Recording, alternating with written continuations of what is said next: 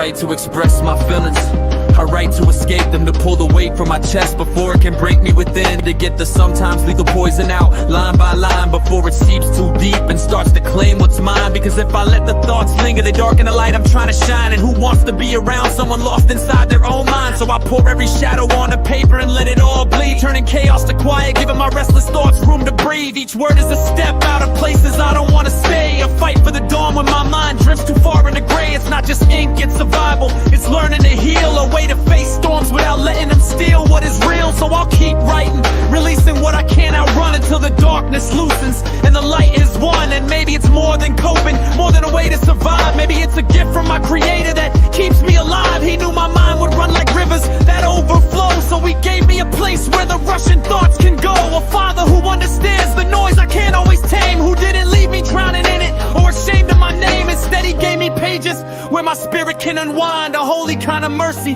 for an overactive mind. So I don't just write in weakness, I write in grace, finding his hand in the chaos, his peace in his space. And I'll call him a good father as I lay it all down, because even in my breaking, he's never let me drown. Because even in my breaking, he's never let me drown. Because even in my breaking, he's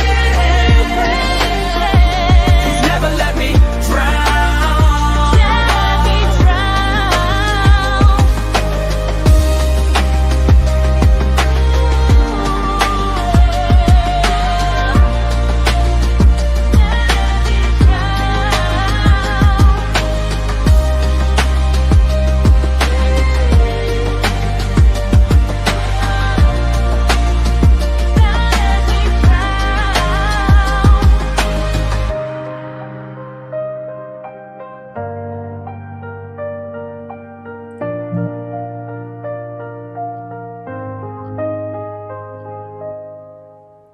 All right, that was the hit track from 21st Century Psalmist, titled A Gift from God for an Overactive Mind, and it is fire. Now, today we'll start off just quickly by encouraging you guys to go get this book from Proverbs Guys Ministries called Evolution Has Become a Religious Worldview. It is a beautiful book. It is not super thick, and I believe that you will find it to be a very easy and enjoyable read, and it will help you understand how evolution has become a religious worldview. I'm your host, along with my favorite co-host, Heart of Flesh. Brother, how are you doing today? What up? All right. Welcome to Total War. I'm going to be honest. Do that. I don't have a monologue for this opening today, Achilles, and I'll tell you why. It's because, quite frankly, I am burned out and tired of this conversation of evolution. Not that I don't want to do it anymore. I'm just tired of explaining to full-grown adults how you don't come from a monkey, and then they will tell you that that's not how it works. You just have a common ancestor. And then I say, well, if Achilles and I have a common ancestor, would you say that we're related? Yeah. And then they say yes, right? And then you have to explain to them how there's no evidence for evolution, and that's what makes it a religious worldview. And I'm just tired of it, man. I'm tired of explaining this to simple-minded adults. You know what I mean? Oh, I know exactly what you mean. It has exhausted me going back and forth every day, not day, like day by day on the same subject. And some people out there are exactly what the Bible forewarned them to be, a noble prediction, that they would be willfully ignorant. Now, when somebody is willfully ignorant, it can get exhausting hoping that you can convince them, because we do hope we can, and we try our best. But if they accept that the evolution isn't working on any level, now they're trying to separate it. They're going to say, no, evolution is not everything. It's just this part. Yeah, but it requires the previous part. You can't have it without the previous part. Now you've noticed they're trying to remove abiogenesis from evolution completely, because they have so many scientists saying that abiogenesis, meaning life from non-life, cannot happen. We've tried, we've theorized it, we've philosophized it, it doesn't work. All right? Now they're removing that. And as Christians, we always have that hope. And the thing is that although it is exhausting, we are not hoping for the people that are on the panel and we're trying to convince. We're hoping for the viewer to see how ridiculous the theory is. And it's very funny once you realize how ridiculous it is. It is very funny. Like, you see the joke everywhere.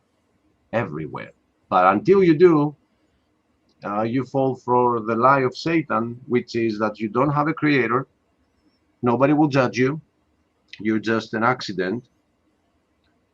A month ago, there was a Greek scientist of NASA that gave a comment, and I picked it up in the news stream. And, you know, when it comes to Greeks, when they hear a Greek scientist of NASA, they will just accept everything he says. Everything. Just because he's Greek and he's also a scientist in NASA, you know? Oh, yeah. And he said, we're just stardust that became conscious. So I made a post about that, and I said, I don't know what you do with stardust in your house and what you're snoring. I don't know what you're doing with it, but you've had too much, dude. Somebody cut that man off. Stop it with the stardust. Like, stop doing that. It's bad for you. And yeah, you got to start seeing the humor in it, because the messengers that are trying to warn you are getting tired of you not getting it. So we've tried hard yesterday and today to do this again. Both me and Steven are kind of tired. Like, where do you start? Do you start with the Big Bang and expose how ridiculous it is and it doesn't, the math don't add up? Do you start at the geologic column? Do you start at animals changing to different forms of animals? Where do you start? Like, you guys pick. Like, we should have a wheel of fortune here. And, you know, it would make it easier, because we wouldn't have to think of the whole thing. Like, where do I start? Let's just spin it and see what happens. And honestly, dude, I'm just tired of being nice about it. Like, they come on, they mock us, they ask us questions like, do you really believe that a snake talked to a woman? And then we point out, well, you believe we evolved from the snake, but it's too big to believe that the snake talked at one point. Like, that's the big, ooh, I draw the line right here, guys. Come on. Like, I have told better fairy tales to my 6-year-old than the fairy tales that are in the textbooks. And still, they believe it. They believe in the millions of years. They have no evidence, and that's why evolution is a religious worldview. It's just the most famous religion on the face of the earth right now. That's all it is a false religion. But we can't get that through to them. And it's harder and harder every time we do these episodes to stay nice about it, man. It really is. And we've treated some atheists in a sarcastic manner, and we've received a lot of backlash about that, but they deserve it. We don't hate the sinner, we hate the sin. We don't attack the person that believes it, we attack what they believe. And sometimes it gets funny. Like, isn't it an attack when they tell me, well, you believe in a man up in the clouds, like, with has beard, and like, isn't that mocking my belief? Then why don't I get the right to mock the fact that you think that you and frogs have a common ancestor? And it goes deeper, Achilles, right? It's always deeper than that, okay? They make us look at this fake made-up timeline. They'll tell us that this is the history of the world, even though this geologic column doesn't exist anywhere in one section on the entire planet. and then we'll show them the legitimate, actual timeline of history, and they want to mock us for it. Except we can prove ours. They can't do the same. They cannot do it because it doesn't exist, because it's a fairy tale. What's going on, Dave? You're wearing sunglasses and headphones. What are you doing? He's trying to be Dave. I was gonna say, what do you do? Can I sue you for copyright infringement, like brand theft? No, look, I was just sitting here at my home in Mongolia with my beautiful wife, and Oh, you live in Mongolia, really? Really? I have several different successful YouTube channels where I kind of do Minecraft and invite people in. If you live in Mongolia, I have family in some interesting spots. I'm gonna start making some phone calls here. Like, if you are here in Mongolia, you won't be for long. I promise you that. No, I know that. I can't walk around without evangelizing, and most of my T-shirts are Christian T-shirts, so I would get thrown out like day 2. The T-shirts are fine. It's like specifically. So here's the thing: proselyting without a religious visa. If you have a religious visa as a foreigner, you can, provided it's done with like a church. If you are, no, because we do have there is a form of freedom of religion here. So if you're on a religious visa and you're with a registered church, you can. But here's the question. If you come on a tourist visa, and I was talking with my wife and I did a deep dive on this because of the Carmelo Anthony case. So now I've got like Mongolian law PDFs everywhere. So the reason why you would be deported, it's not for the proselyting itself. It is because people who come on a tourist visa and proselyte, that is not the function of a tourist visa. So it's a violation of like the tourist visa. It's like an immigration violation. It's not a religious violation. But let me ask you a question though. Not that you might know it, but you might. So you're the one to ask. Does the religious visa imply something else? Is there like you have to pay something per month?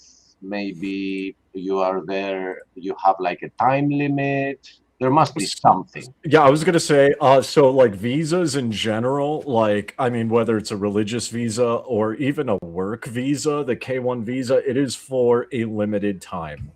The K1, like if you come here to work, I believe that is a yearly basis. So every year you have to renew. Like my residency, I have to renew until I get permanent residency, right?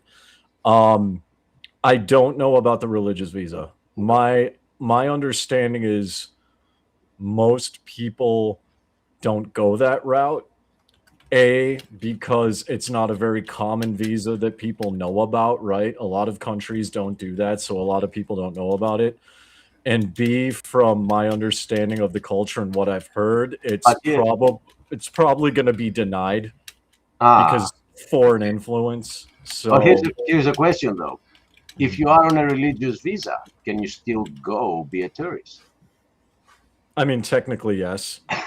Or are they gonna say, "Hey, you need a tourist visa to go to the beach"? Yeah, like a religious visa. I mean, you can like travel and sightsee, and I mean that's fine. It's just if you're on a tourist visa, you're there to like not proselyte. So it's like with any. It's really the same with any country. If you go to a country, make sure you get the right visa. Yeah, tourist visa probably means you can do nothing than just go around here.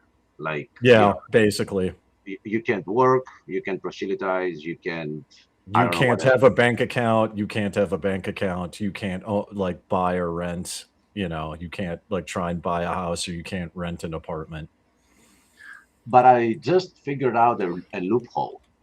Although you let's say Steven comes with a tourist visa, all he has to do is get his t-shirts and go to, he won't speak to anyone, he will just go to every tourist area in see all the bridges and the mountains and the villages and have that like this t-shirt that says, Adam and Eve had to walk this guy and have T-Rex there. Just Well, I mean, here's the thing. He can do that on a tourist visa. Right. Nobody's going to know what that means though. So that's like technically that's a loophole, but that's not a well thought out one, especially in the villages, because like here in UB, people my age and younger speak English. The older generation may not. When you go out to a village, you need a translator. Nobody speaks English, right? If you go out to like the provinces or countrysides, no one speaks English. okay. So Well, like having lucky for me. yeah, no, it's like you like people. I mean, because Americans wear all kinds of T-shirts, and they just assume that it's kind of like the silly thing. I don't know if you guys have seen this, but like tourists in Japan, they like buy Japanese T-shirts with words on it that don't even make sense, and Japanese people like laugh at them, right? And it's like the same thing in America too. Like there's a Japanese guy who came to America, he was learning English, and he bought a shirt that was black and in white letters it said condensation on the side, and he went viral and everyone's like, this is the coolest thing ever. And like Americans are like, really? It's just condensation. Like nobody knew what it meant, right? Wow. Yeah. Like that makes sense, especially letterings on a shirt. So I couldn't even put something evangelistic in Mongolian words. Like I know some stuff in Greek, like how to order coffee. It's Ella. But I couldn't write that out in Greek, you know? And which is not, don't take his Greek, guys. It is. Every time Achilles orders coffee, he says, Ella. That's how you do it. So I don't speak Greek, but Ella doesn't sound like I would like a cappuccino, please. It sounds to be more like, hey, as in like, hey, I'm here for coffee. Like No, it's not even that. It's just oh, it's what's not. up. Okay. All Steven has heard is somebody calling my name, and then I go like, "What's up?" That's it, Ella. What it means is come here, but we use it in slang like what, what's up, something like that. So, but it has nothing to do with coffee, Diamond. Don't take Steven's word. Ask Steven Hebrew stuff, right? Greek stuff. Ask me. No, yeah. We do have episodes where Achilles went really in depth on trying to teach the basic fundamentals of Greek. And those episodes are still in his playlist. So anybody who is actually wanting to learn Greek, I do highly recommend you go and watch those episodes from a native Greek. And it's not even deep, where people think that, oh, it's going to be so hard. It's not even that deep. It's just how to pronounce it right. When you read a word, when you see a Greek word, I see a lot of scholars out there people that have studied Greek for the Bible. That makes it different because they don't study the grammar of Greek at all. They just study the words, what they mean, so they can, go to debates and stuff. So they make terrible mistakes when it comes to the pronunciation. A Greek can't understand the word the way they are pronouncing it. So those two classes that we have are just about being able to read and pronounce right. That's all. So it's not that deep. So don't get scared. Go check it out. Yeah. Have you learned Mongolian yet? I know some things in Mongolian, like very, very basic phrases, and like I'm learning it. I can read it more than I can speak it. Like if you go to your in-laws' house, can you tell if they're talking about you? Well, I mean they do because it's just they say my name, but I mean that's normal. It's normal to talk about like family members. It's not bad though. It's not. How can you know? Your wife's like, it's not bad, honey. It's no. Well, so how can you know? At least with like Mongolian language and culture, the tone and body language are like part of the word, right? Like so Italy. yeah. So it's like people are very calm, and with the Mongolian culture of like giving face as well as saving face, you know what I mean? It's like it's seen as a good thing to think about the best of someone. If you are trashing someone, you look bad. Let May I show you my favorite language in the world? Oh, the Zulu. Oh yeah. You've heard that, Steven? I have. Yeah. Isn't it a lot of clicks? Yeah, dude. I forget the name. I forget the name of it, but I've seen it firsthand. Yeah. They call it clicking language, or I see here Bushman click language.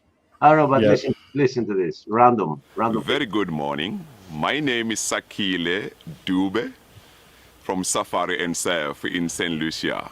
Welcome to Ismangaliso. In South Africa, we've got a group of people we call ourselves Nguni people. So out of Nguni people, we split into four.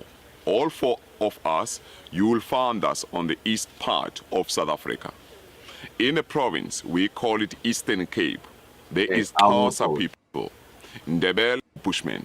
So, like the name, Ipapa, Ipeni, Ipipi, Impolompolo, Upopai, Pa, Pe, Pi, Popu. And we've got letter C. Our C, it sounds like. Yeah. Like our Q, it sounds like.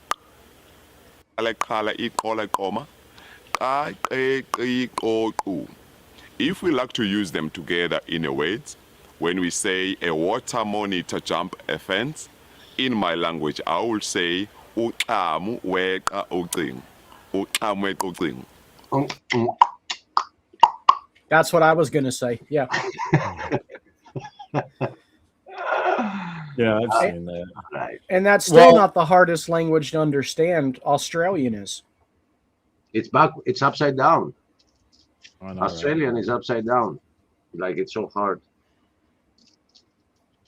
Get it? Can you pull up the image that you had, the evolution image, real quick? Because I have a point on that. Which one? The last one you had of like all. Thanks for bringing us back on subject, Diamond. Yeah. Are you looking for the Yes, secular? this one. Yes. This one. Yes. I remember seeing this in school, and I want to say the joke is on the evolutionists because you assume that we have paid attention in the first place. I was playing my Game Boy Color in high school when this picture was shown. Oh, you were on a Game Boy Color, huh? When I was a kid, we only had the Game Boy. The classic. I know, right? I was rich. And you could hide the Game Boy Color under the book, but not the BMG one. You couldn't hide that one. Yeah. But no, and I mean, so even though that's a joke, it's really interesting because, like, I feel like the point is valid. Because at the end of the day, it's like, if you talk to people, and it's been mentioned on the show before, but if you talk about people, oh yeah, they believe in evolution because they learned about it in school. But when you start asking them why, you know, they have no answers. And that's because none of us paid attention in this because it's boring. And I will tell you this, your point is very more valid than you think, because that's why they put it at that class of that age in the first place, because they know that you won't be paying attention, but then you will take it for granted that, well, yeah, you know, it's in the textbooks. And if you actually paid attention as a 10-year-old and you had the brain of a 20-year-old, you'd be like, wait a minute, guys, this doesn't make sense. Because you would know that you would see the book itself says that we date the fossils by where we found them.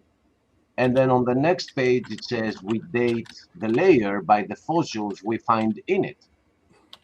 But when we're at that age, we don't think critically like that. We don't see, wait a minute, that's circular reasoning right here. How can you know the date by the fossils, but then you know the date of the fossils by the layer? Isn't that like mumbo jumbo? Well, yeah, exactly right. Oh, I can tag everyone. This is a mistake. I'm oh, no. Whoops. Hang on. Let me do the tag them video. all. Do it. Tag them. I'm tagging them all in the YouTube video. I accidentally copy pasted the live stream back end. Oh, You could do that. oh, well, too late. What I hate about Um, this is that it's just disingenuous. Like the way they Can have you it take down the presented here. picture or set it off to the side? I Yeah. can't see everybody's face. There we go. Okay. So what I hate about that image is that it makes people believe that if you take a big drill and you drill down, you will hit every one of those layers. And that's not how it works. You have to go to this part of the world to get one layer, and then this part of the world to get another layer, and then this other part of the world to find the other layer. It doesn't exist anywhere compiled the way they present it. So it's just dishonest. That's why I hate that stupid little image. Well, and I think that image is like, so I learned about this not when I was 10, but when I was in high school, right? And I think in America, they do it for the reason that Achilles said, but for a different reason, right? Because like Achilles said, if you learned about this at 10 years old, but you have a 20-year-old brain, you're going to be like, it makes sense, right?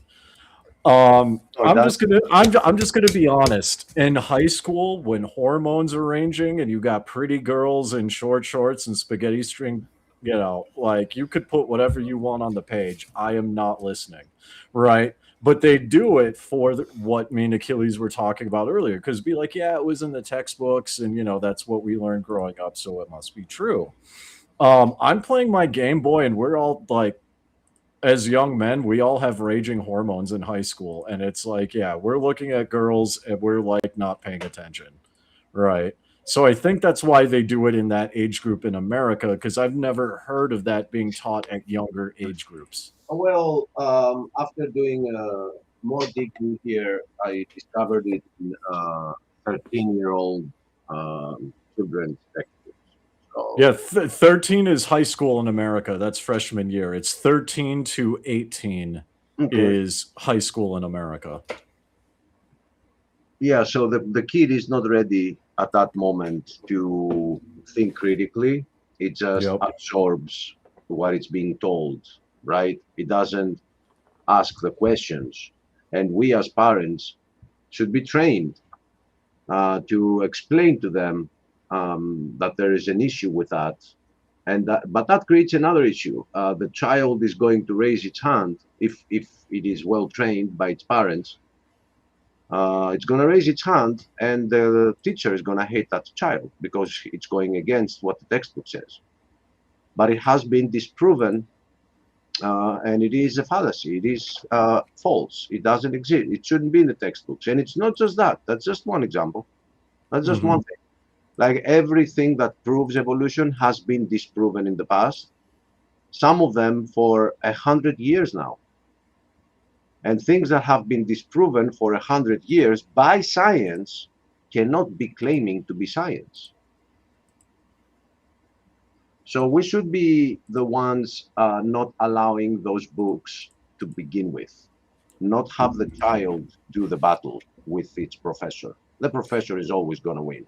Yeah, and that's why, like, a lot of people in America, I don't know about the homeschooling culture in Greece, because I know in some parts of Europe it's frowned upon. It's forbidden here. Oh, wow. Okay. Like in America, a lot of people homeschool for this reason. I know. Here, they can take your child if you homeschool it. Wow. Okay, that's forbidden. Yeah, that's like Germany. Yeah.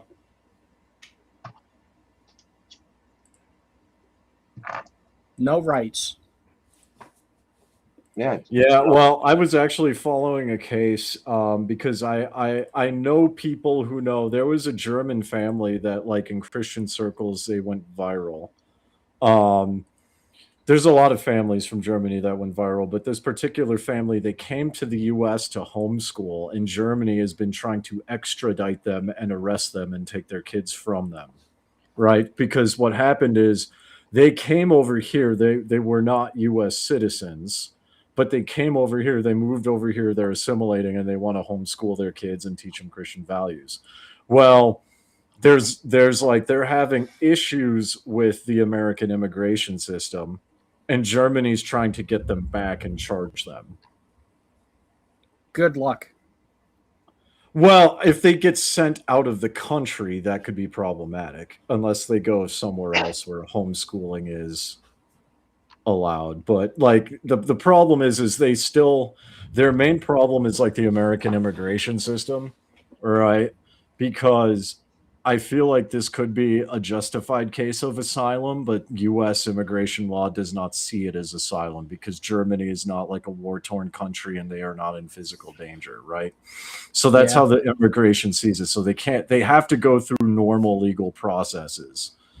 And they're experiencing issues with that process, so they could be deported out of the country, and that means being deported back to their home country. And if they go back to their home country, that's but if they were tried to move to another country that's like friendly to homeschooling or friendly to Christians, they still have to go through the country's immigration laws, right? Like here in Mongolia, it's not illegal to homeschool. It's just like a very brand new concept, and most people just don't get it, right? Like some Westerners do, but it's not by any means the norm among Mongolians, Right. right? Did do you remember this from your textbooks? No, this is the day that Sally wore the tank top. That joke flies over my head. Because Diamond Dave was saying how he was more focused on the girls. Yeah, because that's what high school boys are focused on. Yeah, I don't recall. So these are Haeckel's drawings. He did them in the 1800s. Okay. Before we had the MRI, and he came right after Darwin, and he wanted to show evidence for Darwin's theory. So he presented those drawings, and by going around Germany with these drawings, that show that every animal that you see at the bottom, when you go all the way to the top, which is earlier stages in its conception, they all look the same. And he says that we evolve inside the womb from a fish. So you see those lines there, and he claimed they were gills. And then we become the animal that we are. So he managed to convince the scientific community of Germany, which then led to the racism and all that stuff from Germany, which is another point. But the problem here is that he got disproven. Okay, they were first published in 1868. And here, this description here says, a new book tells for the first time in full the extraordinary story of drawings of embryos, initially published in 1868. The artist was accused of fraud, but copied and recopied, his images gained iconic status as evidence of evolution. We developed the MRI, and we saw that the embryos were not that. In fact, before the MRI, it was 1950s, I think, that he lost his license to teach in universities because this fraud was discovered. He made them up. And you can see that if you just go Google it. It is right here. He was accused of manipulating or omitting anatomical differences to make embryos look artificially similar. Why is it still in our textbooks 100 years later? These are the actual pictures of the embryos, and they are not that similar. Look at what. Yeah, what is that ball thing? Right, like the salamander that looks nothing like a human baby. Like I don't even like. That's wild. Yeah, this. So what you see at the bottom is the first stage of that animal, right? Yeah. And on top, the drawing of that first stage. So look how similar those are. Like, yeah. So that is still in our books, man. So what are the evidence they use? They use the geologic column. It has been disproven. They use this. It has been disproven. They say, well, we know from radiometric dating. Yeah, but if you look into that too, you'll see that that too is disproven. They don't know from that. They are actually not examining the fossils with carbon dating. Yeah, well, even with carbon dating, there's an issue because like everything, like particles have half-lives, right? Right. And so this is something that I've been studying because if you get into like particle physics, those half-lives will actually vary based upon external stimulus, heat, cold, explosions, like water, those like any external stimulus Yeah. will There's so impact many. the Yeah, there are half-lives. so many factors that influence it, and Yeah.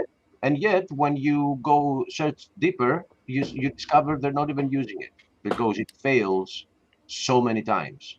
They date the fossils by where we find them in the layers, and then the layers by what kind of fossils we find in them. They're not using carbon dating in the process, but they lie, they do. So again, the websites that are gonna show you that this is not real and yet it is still in the textbooks, they're everywhere. It's all over the place.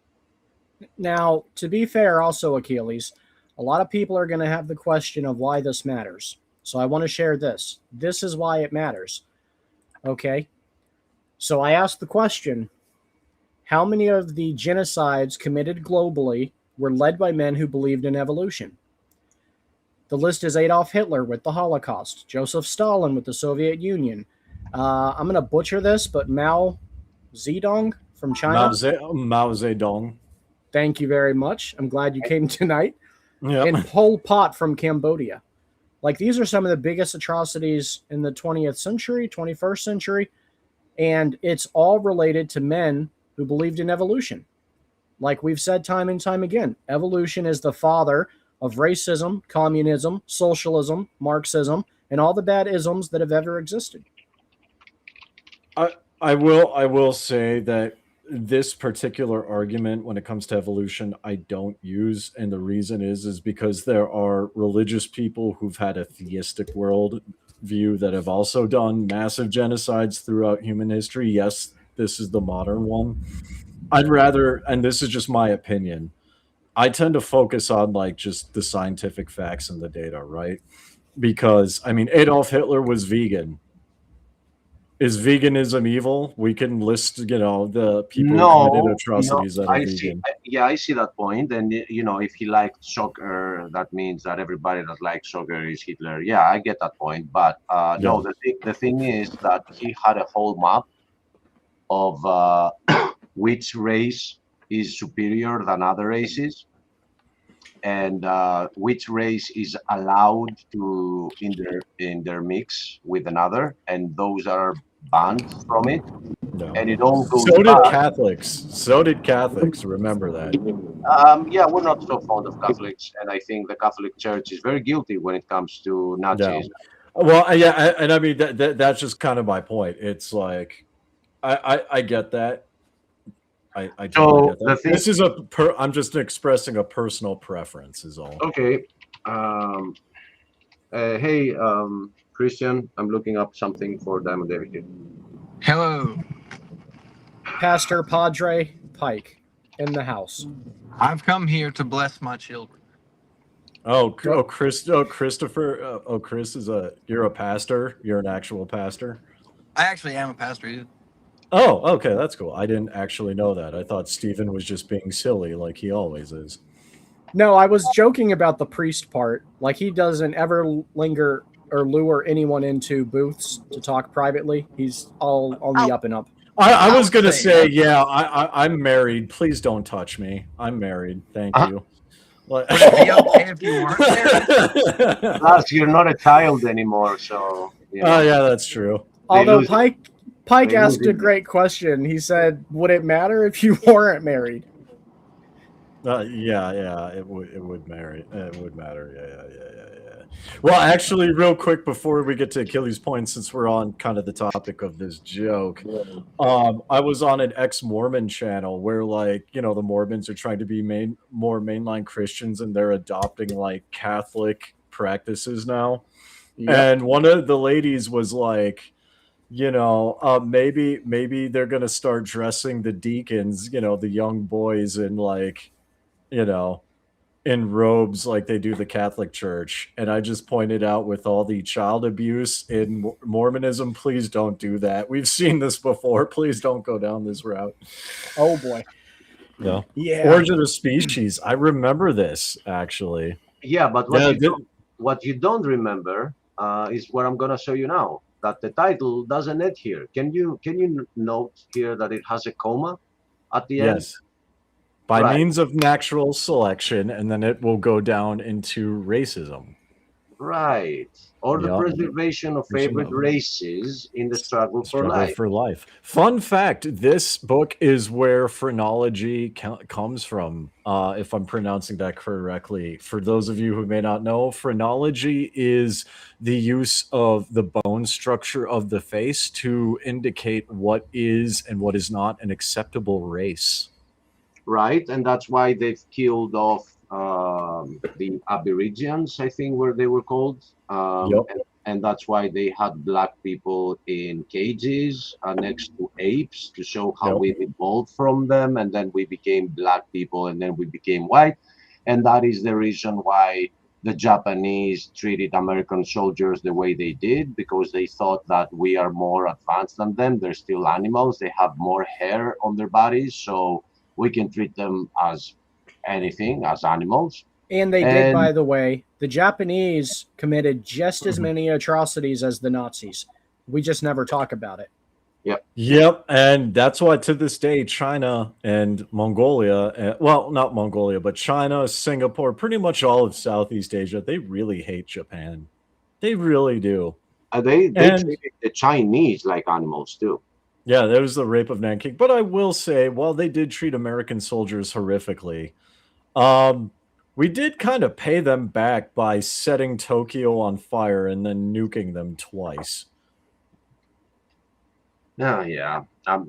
I mean, like, and Harry Truman, like, fun fact, because of how horrifically Japan treated American soldiers, there's actually been declassified American documents that you can look up. After Japan surrendered in World War II, Harry Truman saw pictures of how, like, horrifically the U.S. and U.S. POWs were treated. After they surrendered, he saw those pictures. He discussed and debated nuking them again just to teach them a lesson. Like, it was that. I agree, Achilles. Like, it was that bad. Like, America was literally like, they surrendered and they admit defeat. We should just nuke them again just to cause more pain and suffering. Right? My regret with that is that we didn't nuke Germany. Germany deserved just as big of a nuke as Japan. Well, I will say this: they did get it in a different way, and this is the tragedy of war, because you have the Dresden firebombing that was initiated by England, right? A lot of innocent women and children were killed. They were literally burned alive in fire tornadoes. And then you had Eastern Germany, where Russian soldiers literally raped and pillaged women and children in vengeance for, so Germany did a lot of horrific things. But I would argue that they got payback for it. The problem is it wasn't the military that got payback for it. It was like innocent civilians. Well, there's no question there. There's no question there. Go ahead, Steven. I only feel bad for the children. I do not feel bad for the civilian adults, especially in terms of Germany. They cannot convince me they didn't know about the concentration camps. They lied. They all knew about the camps. They all saw their Jewish neighbors being dragged off and never seen again. Yeah, they could smell the bodies being burned. That's there was no innocent German. Well, here's the thing. That's in some areas, not all areas, especially in Eastern Germany. You have to remember that the women specifically were not allowed to leave their homes because of Germany's breeding program. Many women were taken to Eastern Germany in basically brothels, right, for soldiers to use and breed. They never left. They were trafficked, right?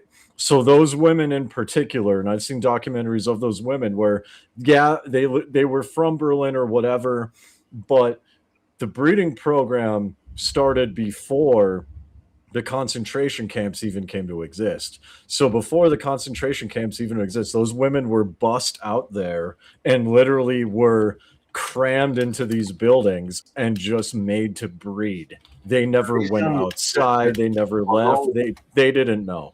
Although I disagree with the horizontal judgment of the bombs, the reason this decision was taken is because the nation of Japan was fully under the premise of manifest destiny and that they were there to rule the world. And Truman saw it as the only method to stop that. It wasn't. Well, it's not just that. It's not just that. It wasn't the military. It was the people. So well, yeah, so, right? Well, exactly. And like to your point, it wasn't just that. I mean, Japan was training their children to fight. And like had the mainland been invaded, like they would have literally had to, the military would have literally had to slaughter everyone to win. Right? Especially with the propaganda was out there. So the nukes were made to save US soldiers as well as to establish U.S. dominance. It was a very tough call, man. I mean, well, and that's kind of what I was getting at with the tragedy of war, is because the true tragedy of war, in my opinion, is that governments, especially like the Japanese government, who, you know, had that kind of like naturalistic worldview, right? The government made the call in Japan to invade Southeast Asia, but at the end of the day, it was their own women and children that suffered. More women and children were incinerated or had cancer and like complications from the gamma rays of the nukes than actual soldiers did. And right? unfortunately, same with Germany. Unfortunately, to that point, I don't think our civilization today has learned from that lesson. I think that if the way, let's say, a couple of nations right now around the globe are treating other nations, it's the people that are going to pay for it in the end. If something bad happens, it's not going to be on the military. It's going to be. It's not going to be on the ruling class either, because Emperor Hirohito, he was allowed to stay emperor.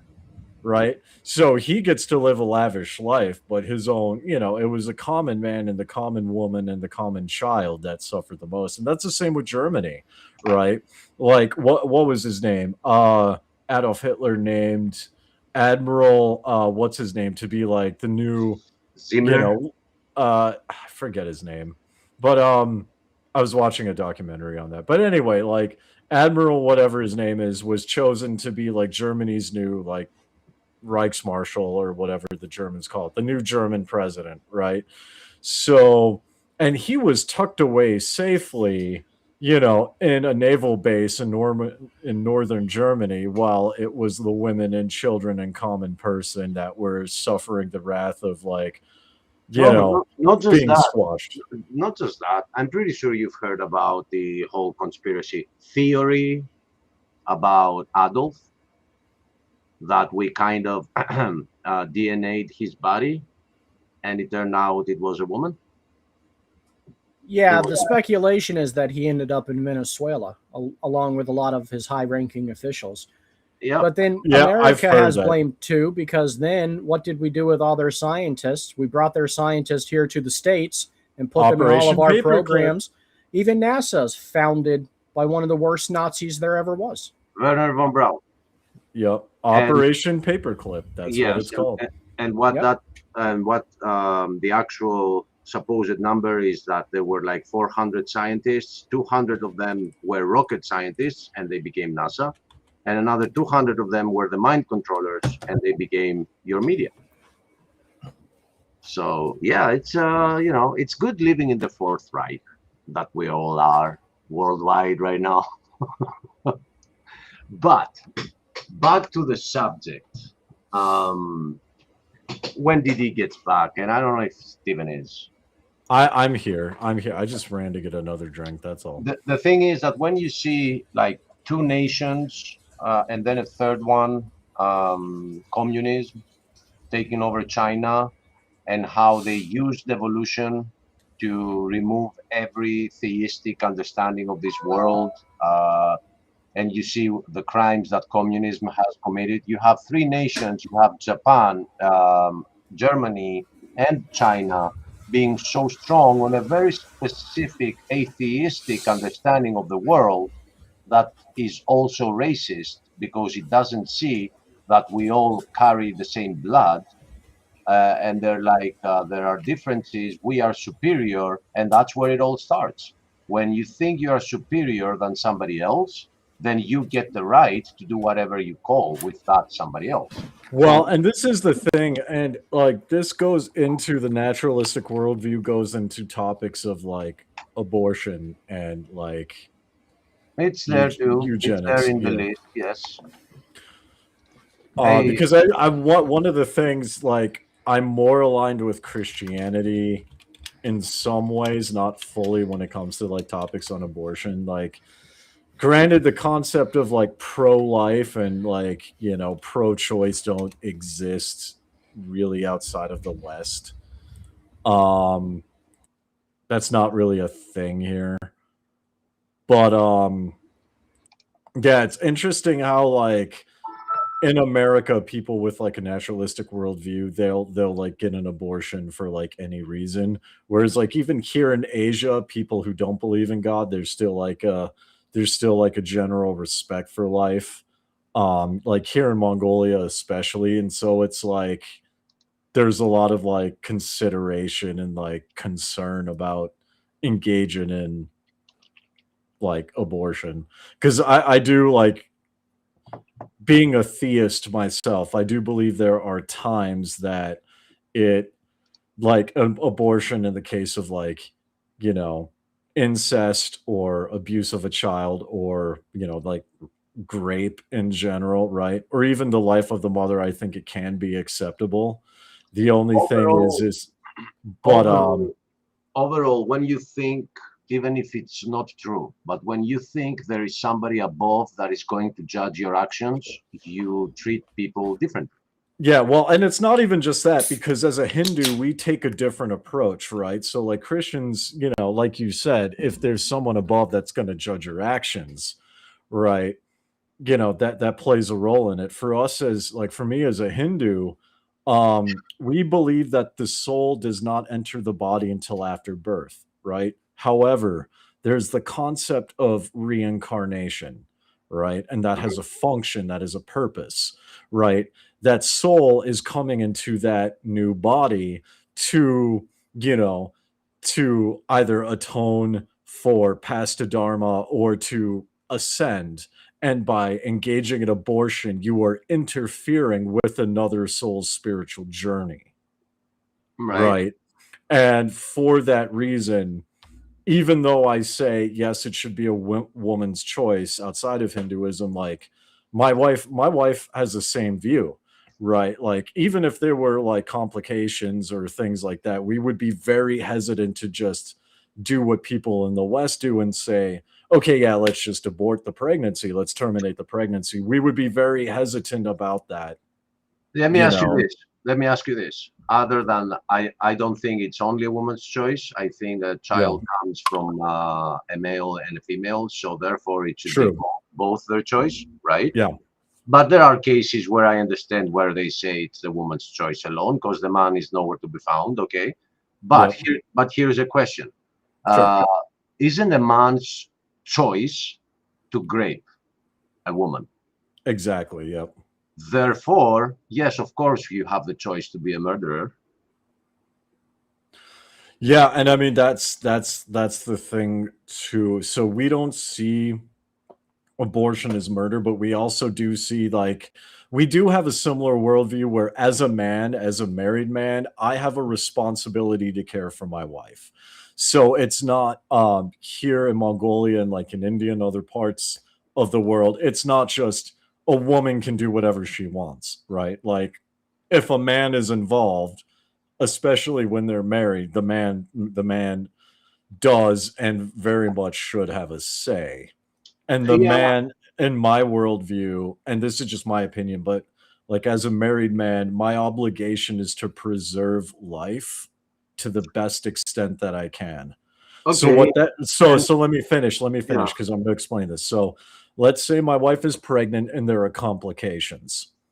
As a Hindu, I have a duty to preserve both the life of my wife and, our future child. If by extreme circumstances, and I'm going to emphasize this, extreme circumstances outside of our control, I cannot preserve both lives, my duty is to then preserve the life of my wife. Does that make sense? It makes sense. My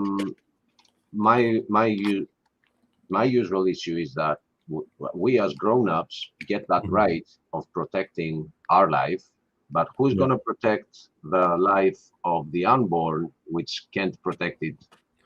Exactly, and that's why I qualified it by saying extreme circumstances outside of our control.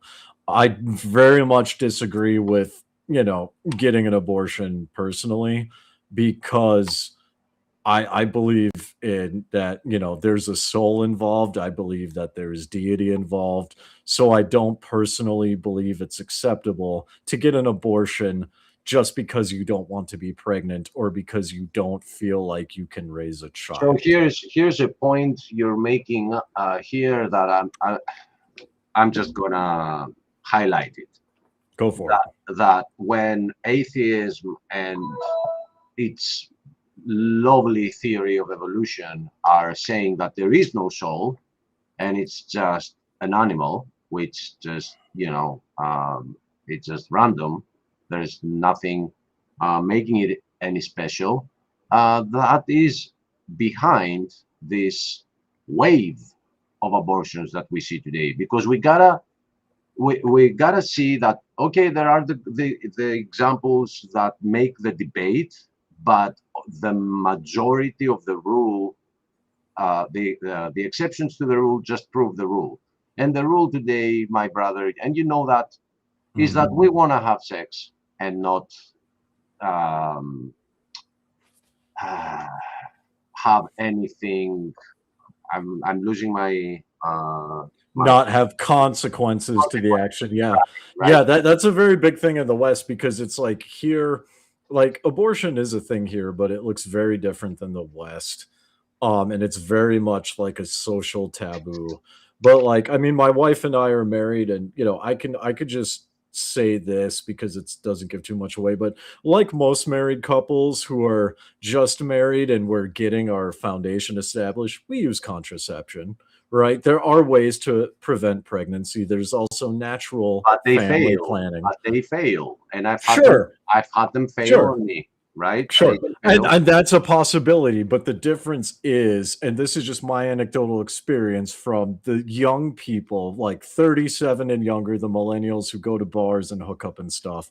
The difference me and my wife have compared to people in that same age group is that we understand it can fail, and we're prepared to keep and raise the child should that happen. Right. Because of our beliefs. Right. But the point that you're making and the point that I'm making, it sounds like we're in agreement here. The point you're making is that actions do have consequences, and there are reasonable means that aren't hard to do that people can take to avoid this potential outcome in the first place. That's not a guarantee, but the point is there are steps you can take to be proactive in order to at least be right. And to add something to this, I say that if you think you are mature enough to be with with a woman that way, then you should also be mature enough to deal with the consequences of that. Exactly. Yeah. Anyway. No. Yeah. Anyway, let's say hi to Mike, who is here to defend evolution. Hi. Hello. Welcome. Welcome. So let's see. Okay, abortion. In a poll, 62% of people in the United States that had abortions claimed to be religiously affiliated. 38% were not. So that pretty much runs along party lines. That's pretty much runs along if you randomly picked a person. So whether or not you're an atheist or not doesn't say, or not religiously affiliated, doesn't seem to affect. Well, people in here's the America difference. having Here's the abortions, so- difference. There are religions that have a naturalistic worldview. I mean, so Yeah, religious Christianity affiliate. is one of them. Yeah. Well, but I mean, Christianity is Yeah. not one of them. Well, but go ahead, Dave. hold on. Yeah, I was going to say real quick. So we're talking about a worldview. We're not talking about religious affiliation because there are sects of Hinduism that have a naturalistic worldview. I know Hindus in America that are religiously affiliated, but also have an abortion because they are theists. They believe in a God as I do, but they also, have an abortion, and they openly admit to having a naturalistic worldview where they, in their sect, fully adopt evolution. Here in Mongolia, we can also look at, and the reason why I'm listing other countries is because many people, there's a ton of Mongolians in Minnesota. I'm sure you know this. There's a ton of Mongolians running around Minneapolis and Mankato, right? Did not know that. They- No, did not. Really? Oh, I should No, introduce no. you to some of my Mongolian friends then. I went to high school with about 12 of them. They have Oh, big wow. families. But so the point is, because many different cultures have emigrated to America, there's religious affiliation, right? I can list a few people off the top of my head who I went to high school with, like I said, they're Mongolian, they follow Tengronism, Mongolian shamanism, right? They've had abortions, but they have a naturalistic worldview of evolution, right? Because they see they're in a similar camp to me, where they don't believe the soul enters the body until after birth. Therefore, during pregnancy, it's just a shell. It's just a machine that's in process. It's a biological machine in the process of being created, right? Yeah. That's a naturalistic worldview. Now, I personally am not going to bash someone who has a naturalistic worldview. Some of my worldview is naturalistic. But to say, to use religious affiliation as like a counterpoint, in my opinion, doesn't hold weight, just because there are many religions in America that have a naturalistic worldview and accept evolution, right? And so therefore, since they're not mutually exclusive, that doesn't really counter the point. So I think that's the very point- well said, Didi. The point is, Next point, Mike. my point is that when the rubber hits the road and little Jenny gets pregnant, nobody gives a damn about worldview. I remember when I was responsible for an abortion, I don't remember thinking about my naturalistic worldview or anything. What I was thinking about is what was happening in my family. But you have one, though. But I wasn't really all about the worldview back then. Well, here's the thing though, because I paid for an abortion, right? Yeah. And so it's not like, and I mean, I do see your point here, because it's not like, well, I'm a Hindu and I have a naturalistic worldview, and therefore I will behave in this particular manner. But Right. the actions come from the belief. I believe that baby was a clump of cells inside my friend. It had no value because there's no soul. It's just a clump of cells. It's nothing more. And because she was assaulted, I am perfectly fine giving her $300 to pay for it, because there's no ramification to me. It's just a clump of cells, right? Now, even though I'm not sitting up here analyzing the philosophical side, the reality is that operation stems from a deeper belief that comes from the worldview, even though you don't think about it, right? And that's not just an extreme when it comes to abortion. That's with anything. I don't eat beef, right? I just naturally don't eat beef. I don't think about it. I just do it. Why don't I do it? Because I have a worldview where when it comes to theism, that specific animal is sacred. But I don't think about it. It's just second nature because that worldview is so ingrained in me. Right. Yeah. So I Well, get what you're saying. I get what you're saying. It's true. I never believed that the clump of cells would have a soul. And yeah. And I didn't believe the clump of cell. I believe abortion should be illegal till the first birthday. Baby's first birthday. So, What? Yeah. I feel like this First is birthday. a joke here. I feel like this is a joke. I hope it Well, is. I think I could defend it. Okay, go ahead and try to defend murder. Well, you know, they're not really functioning and having a self or having any sort of memories or anything at the first birthday. You're so- Well, advocating if- I mean, it does. You know, it if does seem that- kind of harsh. baby, right? Well, You're if we're going off of brain power, that means most evolutionists would be on the chopping block for abortion today. Well, setting all jokes aside, Christians that means that disabled people are on the chopping block, and now we're getting into eugenics. Yeah. Oh, but don't you know Well- that atheists and evolutionists love eugenics? It's a religion of death. So Yeah. I know Mike said it as a joke, you know, up to a year. No. But whether you Well, it's murder my- a human being at a year old or while they're in the womb, it makes no difference. You're still murdering, right, I Mike? just love.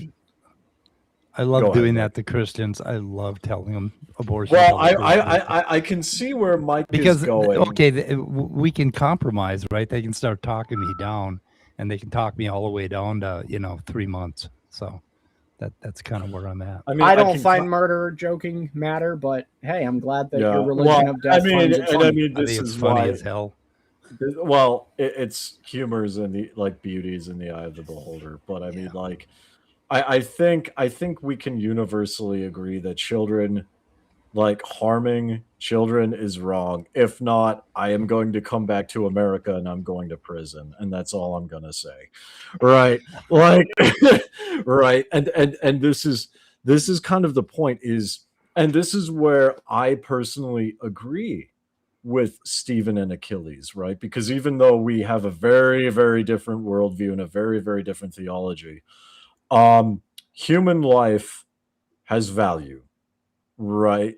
Human life has value, and even though we don't necessarily see a fetus inside of a womb as fully human because it doesn't have a soul yet, that is still worthy of being protected, because the woman that is giving life to that future soul has value, right?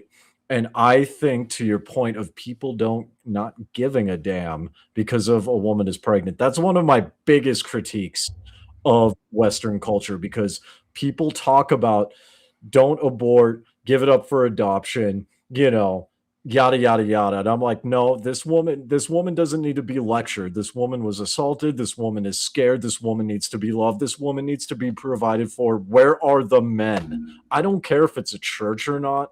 As men, hold on a second. Yeah. When just as men, and there are men that do this, right? But as a whole, if you look at United States, like zoomed out, right? Men don't look out for women. They're like, well, that's a woman problem.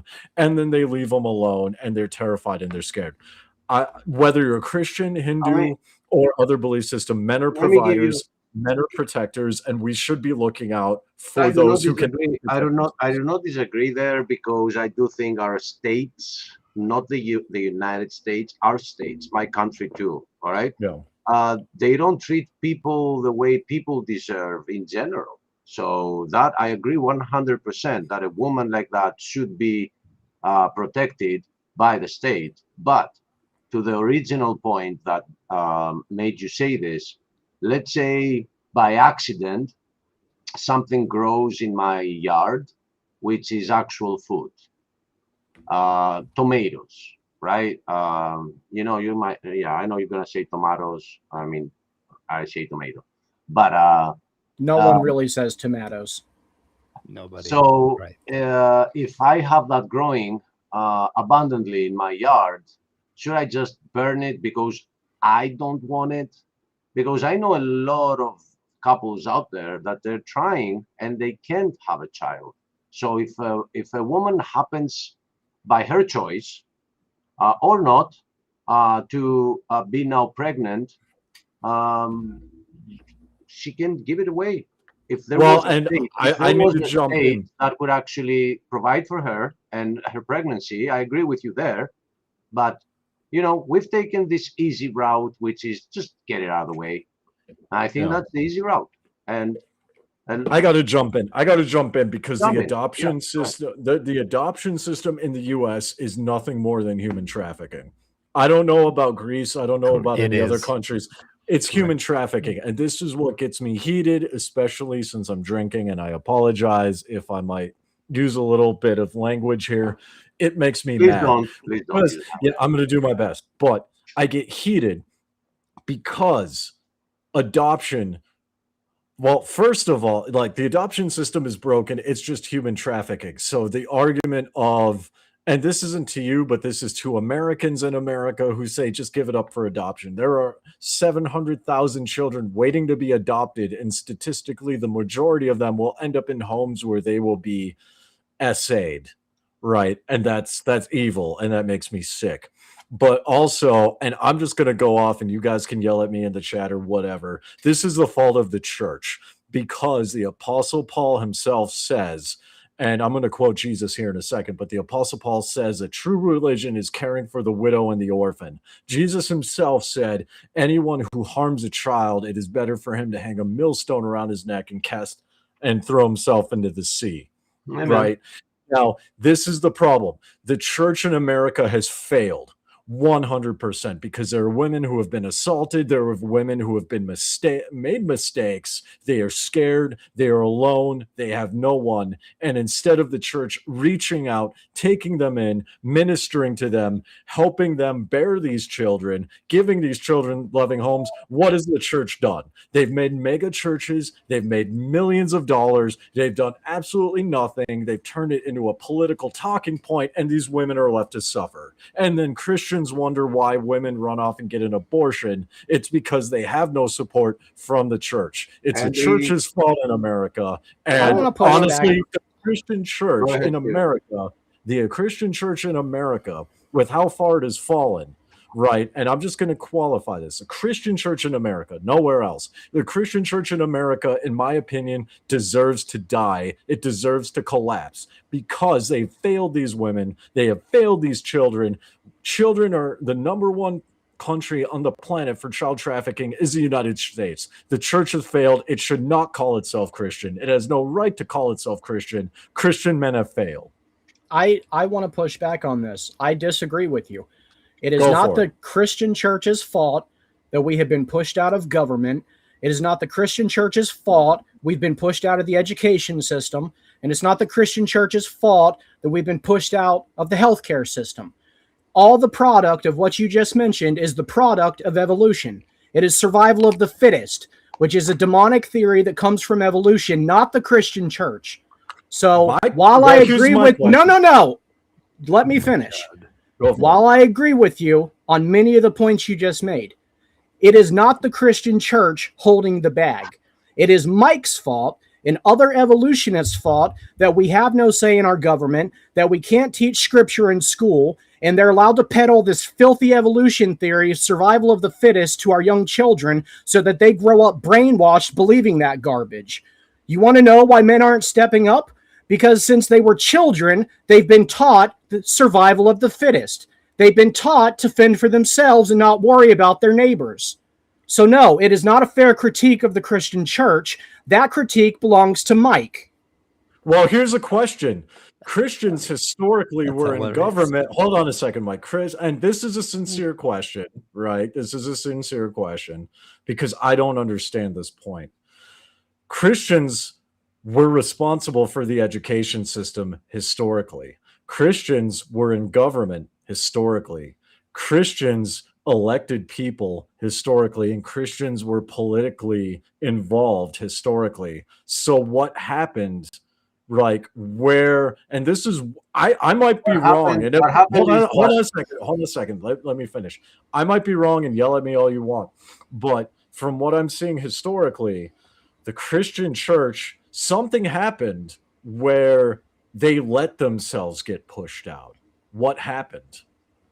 because Christians dominated everything all the way through the 1800s up into the early 1920s. I'll tell you what happened. In the 1950s and 1960s, there was a massive shove with secularism to push God out of government, out of the healthcare system, and out of the education system. Go back to America in the 1940s and 50s and tell me that's the same America we witness today. It's not. And the further we push God out of it all, the more we have to usher in this false God evolution, which is a religion of death. It's a religion of no accountability. We can't look around and say men aren't taking care of their children and they're paying for abortions and put the blame on Christian men. We stopped teaching God's principles. But my question is, right, because I agree with you on these points. You guys stopped teaching like Christian principles, right? But in the 50s and 60s, Christians were, well, before the 50s and 60s, you're right. Christians were in control. My question is, why did they allow themselves to get pushed out? So there is a story that goes back to the 60s with court cases concerning evolution and creation. And you should look into that to see how it happened. Okay, I'm more than happy to be proven wrong. And like, no, Stephen, you're not wrong though. I mean, okay. First off, one thing that I would say you're wrong is that you see this abomination of the mega churches, and you label all the Christian churches through that lens, right? That is an abomination. The true churches in the US do not endorse these mega churches or pastors having private jets. We hate it too. Right? So that's I think we all hate it. And I just want to make it clear, I'm not bashing Christians. I am expressing kind of like I'm more lamenting. And this is part of why I left the US, because even in the 2000s, America was like kind of screwed up, but it's not as screwed up as it is today. Amen. Right. And just so you know we love you. Oh, I know. I just want to make it clear to anyone in the chat, and like Awake Not Woke is like parroting my question here. Like, why did they let themselves get pushed out? It sounds like it's a bunch of court cases. I'm more than happy to look into that. Here's a link. Right. Here's a link, but I'm going to tell you that, yeah, because it is from NCSC. Can you post it in the private chat for him? Yeah, I posted it in the public chat just because it's a non-government organization and it is a naturalistic one. It's going to be a little biased on the evolution side. Sure. All right. But the thing is that it goes back to 1968 Epperson versus Arkansas, 1981 Seagraves versus State of California. So Arkansas surprises me. There was a great case against trying to push creation out of the books, and court cases have been used, and now creationism, although it's allowed, it creates issues to the professors that are teaching it, and even if they do believe, they have to teach what the textbook says. This is where we've come to, because they're going to lose their jobs, right? And it was also orchestrated, Achilles. For instance, the public school system stopped hiring Christian teachers for a long period of time because they knew that Christian teachers would teach creationism in the classroom. Okay. To answer Awake Not Woke's question, does that mean we should have been violent? I mean, I'm not a Christian. I'm Hindu. We get violent when these things happen. So I would say yes. Just saying. Yeah, it's not the Christian way, though. It's not the Christian way. I fully admit it's not. But I'm going to give Didi. I'm going to give Didi credit, though. There is fault in the church. It should be fought. Diamond Dave. And I see it here. Okay. 1 second, Mike. I see it here in Greece. They call this country an Orthodox Christian country, and if you take biology books, evolution is still in there with all the evidence, which is not. Evidence. It has been disproven. They are frauds. What is it doing in our textbooks? Science does not support evolution at all. It should be out of the biology book. If you want to know if you came from an ape, you should have a different class about that called Origins. And there you can discuss, it should be under the philosophy section in the library. right? Origins. That is not science, but we teach it for science, even though it has been disproven for 100 years, and it's going to happen here too. Now, abortion gets debated here too, but it shouldn't. It is still killing a baby. And if we leave it up to Mike, it could be like a 1-year-old baby. Mike? Go ahead, Mike. Maybe 18. I don't know. I might push that up to 18. I don't know. At this point, I'm agreeing with Mike. Anyone who's a liberal, abort them. How about that? Just well, at least we should be able to get rid of the teenagers. They would behave better if they knew they could get aborted until they were 18. They would behave. They do in India and the Middle East for very obvious reasons. But Mike, you had a question for me. Go ahead. I do. So I know you don't want to live here, but now if we were a Christian nation, we wouldn't allow you. Yes, you would. Why? Yeah, that's a dumb argument. We've allowed we're people of different religions since the founding of our country. Well, I'd see. Here's the thing. I'd see Christian nation. And even like the reason why you would, because I am friends with many Christian nationalists. Right, Christian nationalists require assimilation. I'm fine with going through the motions. I did that when I was in the Mormon church and the Mormons claimed to be Christian. I'm fine with that. I'm fine with going through the motions. Do you know why? Because in Hinduism, like there's a sect of Hinduism that sees Jesus Christ as an avatar of Krishna, Lord Krishna, and they worship Jesus, right? So from my worldview, if America was a Christian nation, I'm not changing anything. I'm simply adding Jesus onto the pile of gods I already worship. So in public, I live a Christian life. In private, I can do whatever I want in my own home. That's Christian nationalism. You would be required to do that, though. I mean, that's fine. Okay.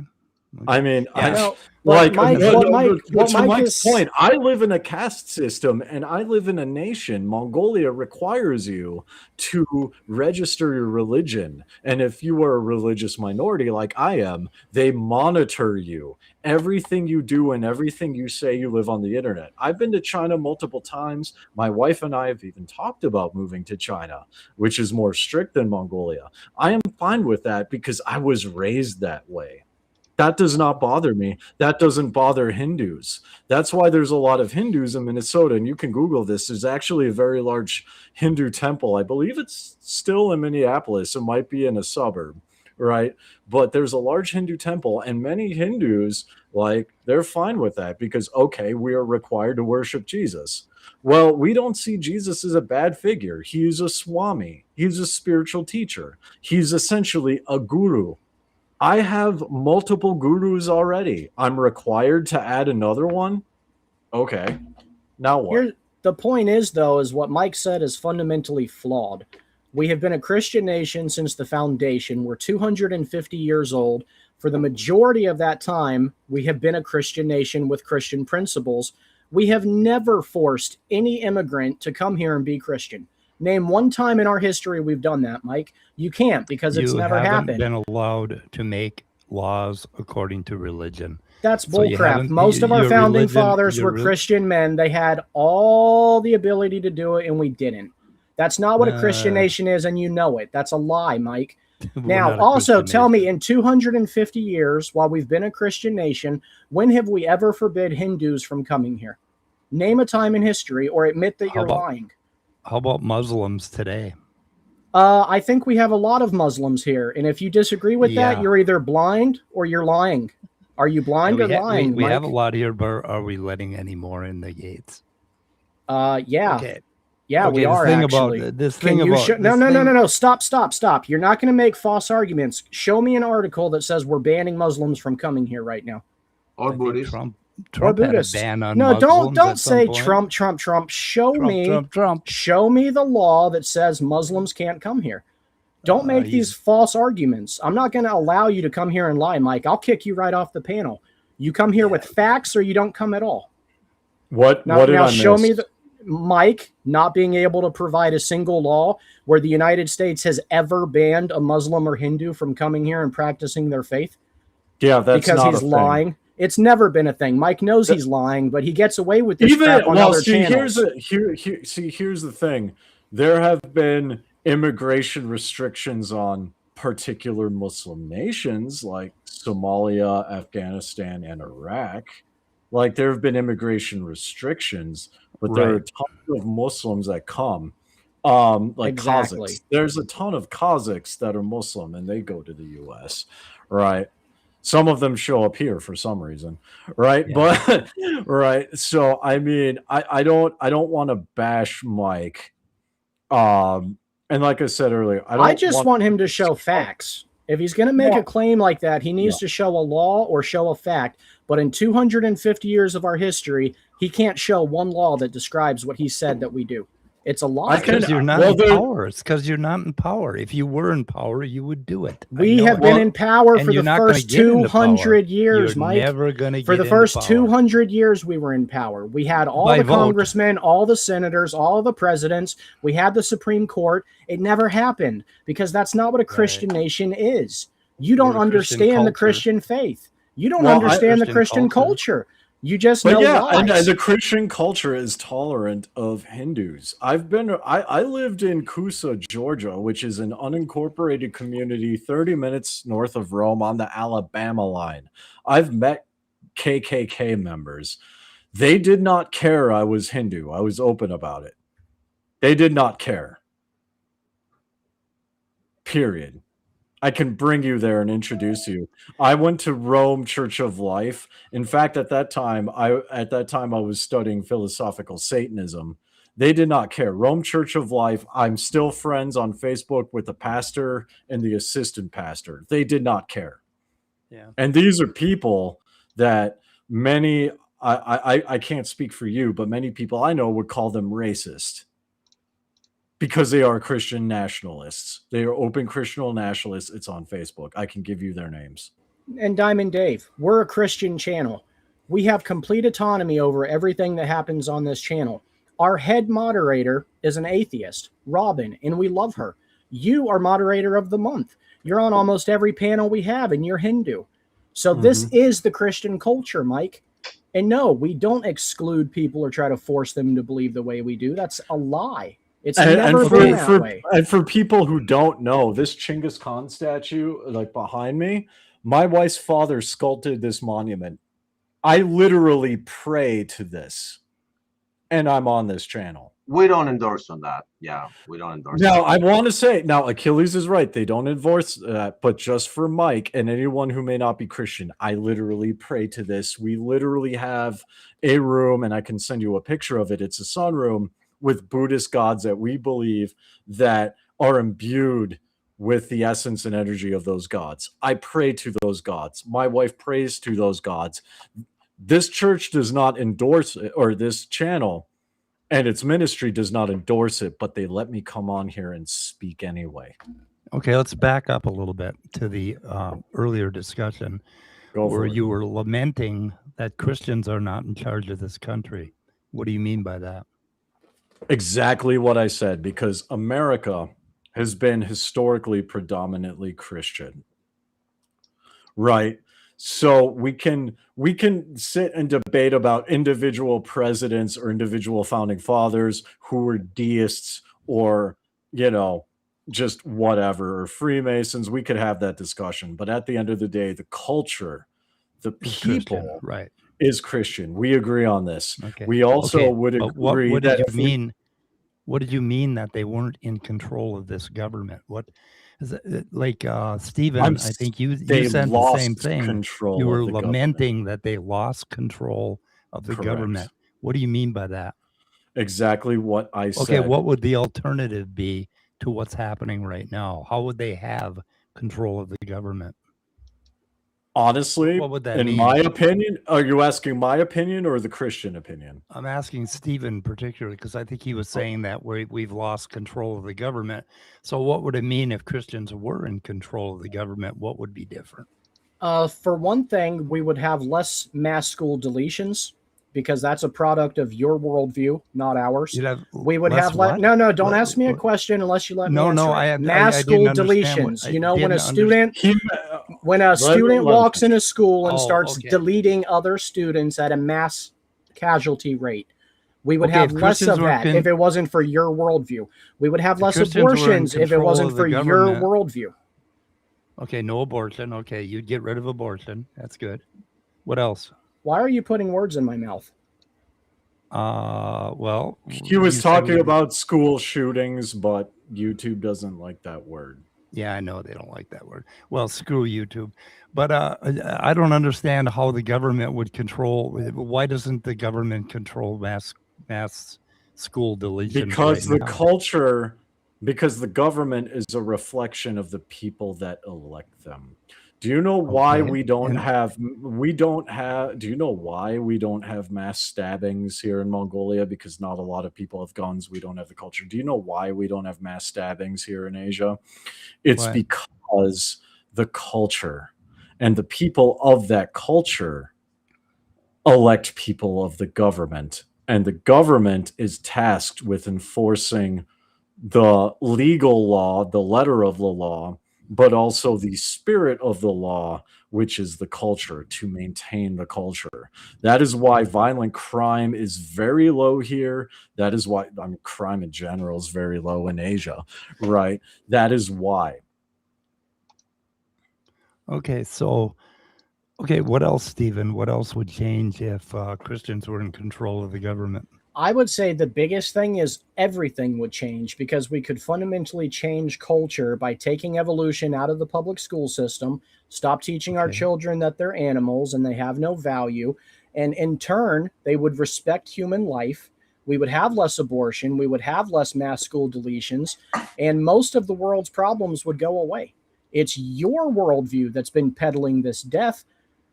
Take a look at the fall of the United States. Since the Christian faith has been pushed out and your evolution theory has been taught to children, tell me that every part of society hasn't started to crumble, Mike. Okay, so you want to control? No, answer my culture. question. Answer my question or leave. Tell me that since the Christian faith hasn't been pushed out and your evolution theory has been taught in public schools, society hasn't been crumbling at all sides. Answer that. I don't think society. You don't think we have more mass school deletions today? You don't think we have more abortions today? You don't think we have a serious racism issue? I just want to say this because I left the U.S. and I'm seeing stories from the U.S. that are horrifying. And I mean, Mike knows that. He Well, knows yeah, that. and He I won't mean- admit it.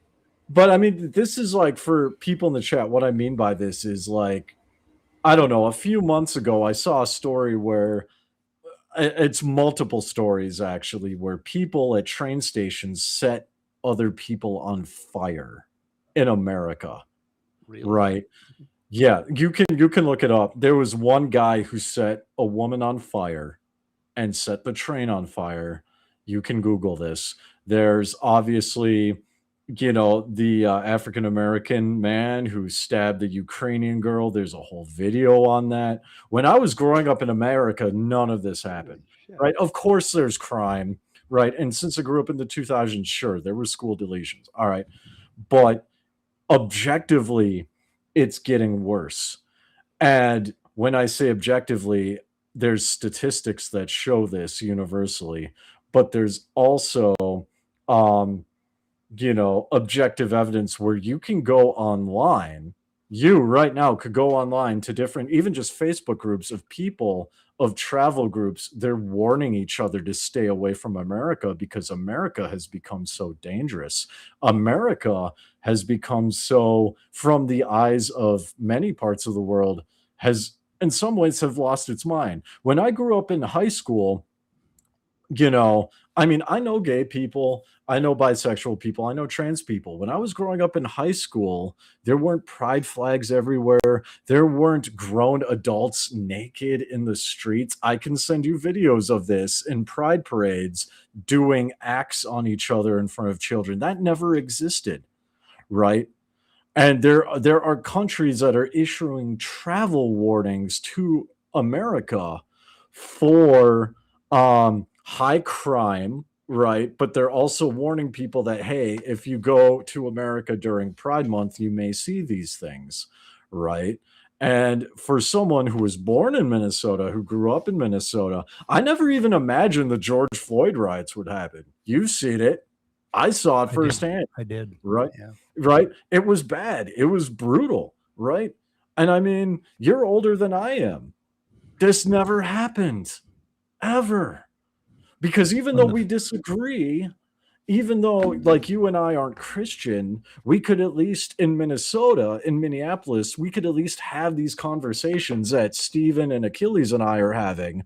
And we could walk away, be like, okay, I don't agree like with a lot of things, but Stephen and Achilles are cool people, right? We could do that. Now, I don't want to take my wife to America. My wife is too scared to go to America. I'm sad that I can't bring my wife to Minneapolis and show her downtown Minneapolis because of all the carjackings.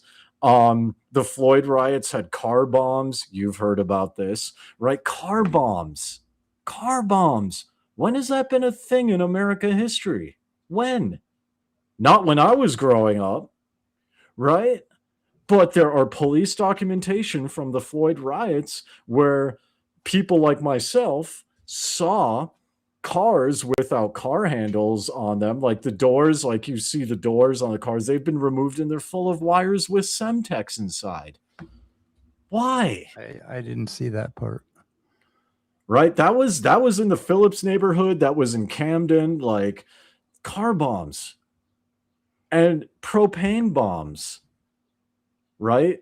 Like these are things you can look up and you can, I mean, you live in Bloomington. I'm surprised you haven't seen this because I was in North Minneapolis when it happened. We found propane tanks. I literally picked up propane tanks that I believe they were people from out of state plates, you know, because there were a lot of out of staters that came in to cause trouble, right? They left them outside of garages. There were propane tanks that were supposedly supposed to be rigged as bombs, but they were full of propane tanks. $35 if you take them to a speedway. Right? I don't see any evidence of that. I'm looking it up. But what street did you live on during the Floyd riots? So during the Floyd riots, I was on Lyndale Avenue.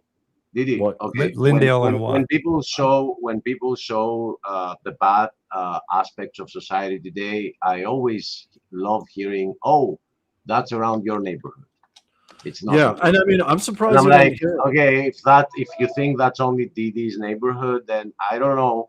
Maybe you haven't left your house at all. I mean, I was on 28th and Lyndale. I was just before the 30s. Yeah, I was down on Lake Avenue and Lyndale when Lake what was and that deal? okay. What was the deal out in Los Angeles where they beat the hell out of that black guy and there was a big riot in Los Angeles? Wasn't that in the 70s, the race riots? Yeah, what was his name? No, it was the 90s. 90s. Oh, the 90s. I was born in 89, so that's before my time. Oh, who the hell was that? There was a big court case, and anyway, I was on Lake Street, walking down Lake Street when they did the verdict on that trial, and they let all the cops off, and I was scared shitless. But okay, so here's the thing: nobody bothered me. Do you know what I saw instead? I saw 3 or 4 cops holding a black guy up against a wall, and I saw cops inciting a riot. Cool. And now here's the thing. Now here's the thing. That doesn't mean that I'm wrong. What that shows is that MPD, Minneapolis Police Department, is corrupt. You know this. Yeah, you know this. Yeah. Oakdale Police Department. It's a suburb of St. Paul. You know this. St. Paul, Oakdale, Bloomington. They're corrupt. You know this. But here's the thing. The point is it is escalated over the years. And George Floyd, you and I can agree as Minnesotans, George Floyd was the straw that broke the camel's back, because before George Floyd, you remember the guy in Falcon Heights, the teacher that was shot by policemen? You remember that? No. I'm going to have to Google this and pull this up, but it was a pretty big thing, right? But the point is, you and I know it's corrupt. My point isn't that I'm right about propane tanks and you're wrong. My point is it has progressively gotten worse and you're older than me. When you were growing up, sure, race riots happened. Okay, you were scared. Yeah. You were shitless. But the point is, it's gotten worse. Well, it wasn't Right? Okay, when I grew up, there was just racism. It was endemic. It was horrible.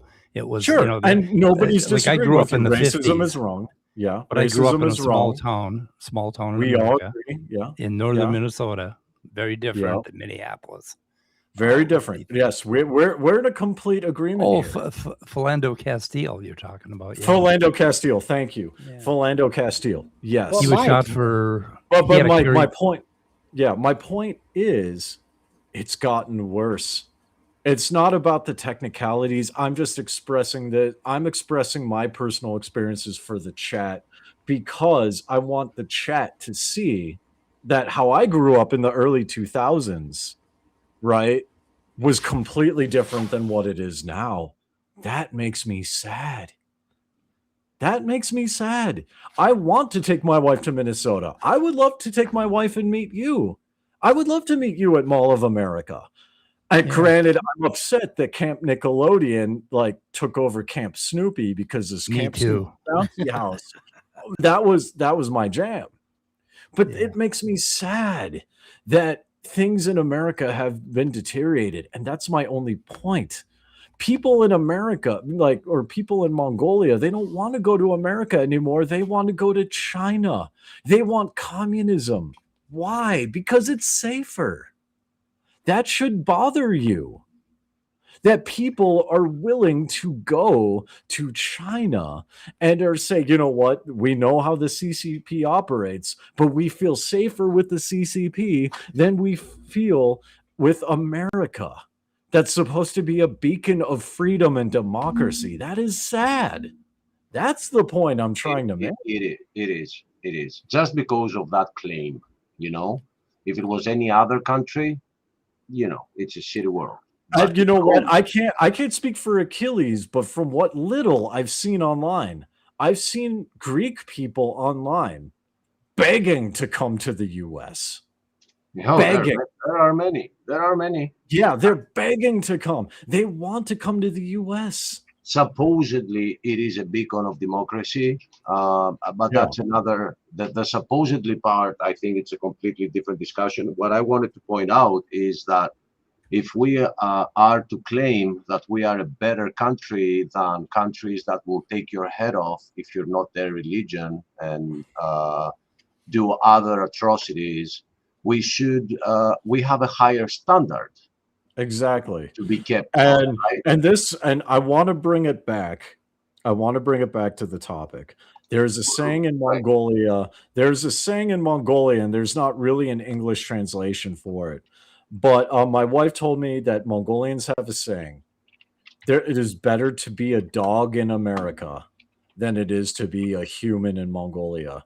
And my wife, when she went to get her B2 visa, which was denied, there were lines, literally people were waiting outside in the rain, right? And she saw people, when they heard about, getting their B2 visa to visit the US, they left because of how bad it's gotten. That's sad. And to tie it to the point of the naturalistic worldview, I just want to say this because I don't judge you. I get it. I have somewhat of a naturalistic view myself. But when it comes to the naturalistic worldview, I fully admit there's a slippery slope, because if humans have no value, if we're nothing more, right? And I mean, I could be wrong. Maybe there is no God. I believe there is a God. But if there is no God and we're just all like an advanced clump of cells, if a fetus is like just a smaller clump of cells, that can lead to atrocities. You and I agree atrocities are bad. You and I agree that judging people on skin color and treating people of different nationalities, of ethnicities, subhuman, it's immoral. It is sick. It is gross. But it's a product of his worldview. He can't really be offended by it. But no, it's not a matter about being offended. But my point is just like all I'm asking Mike, and I'm basically begging Mike because I'm really sad about how America's fallen. I really am. I'm really sad I can't raise a family in America because it's not safe. So, but all I want, hold on down. a second, Mike. Hold on a second. Let me finish. All I ask is that you consider, just think about, is there more to the human experience that we don't understand because we haven't even fully mapped out the human brain yet? That's it. That's all. And to take this to a level closer to the discussion, do you think, don't you see, Mike, I'm pretty sure you're going to say no, but it is obvious, and it is obvious to the viewers as well, but I do want your answer. Don't you see that the naturalistic understanding of the world and seeing people as just a random chemical soup that got together changes things? It changes your morality. Don't you just see that? And we're not talking about just being Christian. Yeah, I was sure we're gonna say that. But here we have a Hindu, and you have Christians, and we both agree that it kind of changes everything. Like how you perceive murder, how you perceive all the other problems. Yes, go ahead. So because of my worldview, I think murder's okay. Is that what you're saying? No, we're saying because of your worldview, it has instilled the idea in people's mind that murder is okay. You don't see the difference. How did it do that? How does it do that? Because you taught children that they were animals, that they had no inherent value, that they were not made in God's image, that they were just evolved animals. Who said they had no inherent value? Okay, how does that follow from naturalism? That you have take Darwin's book. Achilles, can you put that book back up? The Origin of Species. I don't want to see a book from 200 years ago. Oh, well, it's the foundation of your false religion, so you're going to see the book. It's Achilles, not the foundation. Yes, it is the foundation. Darwin is your prophet. No, what do you mean it's not? He's lying again, and I'm really getting tired of Mike's lies. It's some weird historical thing from the 19th century. Just some weird historical thing. You guys don't value it anymore? Is that what you're telling me, Mike? You guys don't put any stock into Darwinian evolution. Well, I mean, hold on a second. Let me jump in. To Mike's credit, right? I just want to make it clear to Mike, when we say your worldview, we're not talking about you specifically as an individual. We're talking about the worldview of evolution that you are. So you, as an individual, may not see the origin of species or this as, like, you personally may not see Darwin as a prophet. You personally may not see this book as a foundation for your beliefs. That's fine. But what we're talking about as a collective whole, this book started the evolutionistic worldview. It started it. It's the foundation. No. No, Mike, look, you talked about how it saddened you to watch that poor black man get held down and beat by the police. But this book is the cause of that. This is the reason you saw that. Follow. Yes, it does follow. Okay. Tell me how naturalism. I'll read you the title, Mike. On the Origin of Species by Means of Natural Selection or the Preservation of Favored Races in the Struggle for Life by your prophet, Charles Darwin. And he was talking about species. And races. So because of the teaching from this book, people have grown up with the idea that some races are less evolved than others. No. And they are closer to an ape. Yes, I'm from the South. You can't tell me no. The South has witnessed some of the most atrocities against African Americans there's ever been. Look at the slave trade. Why is that? Civil rights. Okay, so why is it that they're looked down upon like they're lesser than? It's because of garbage like this teaching that they're lesser than.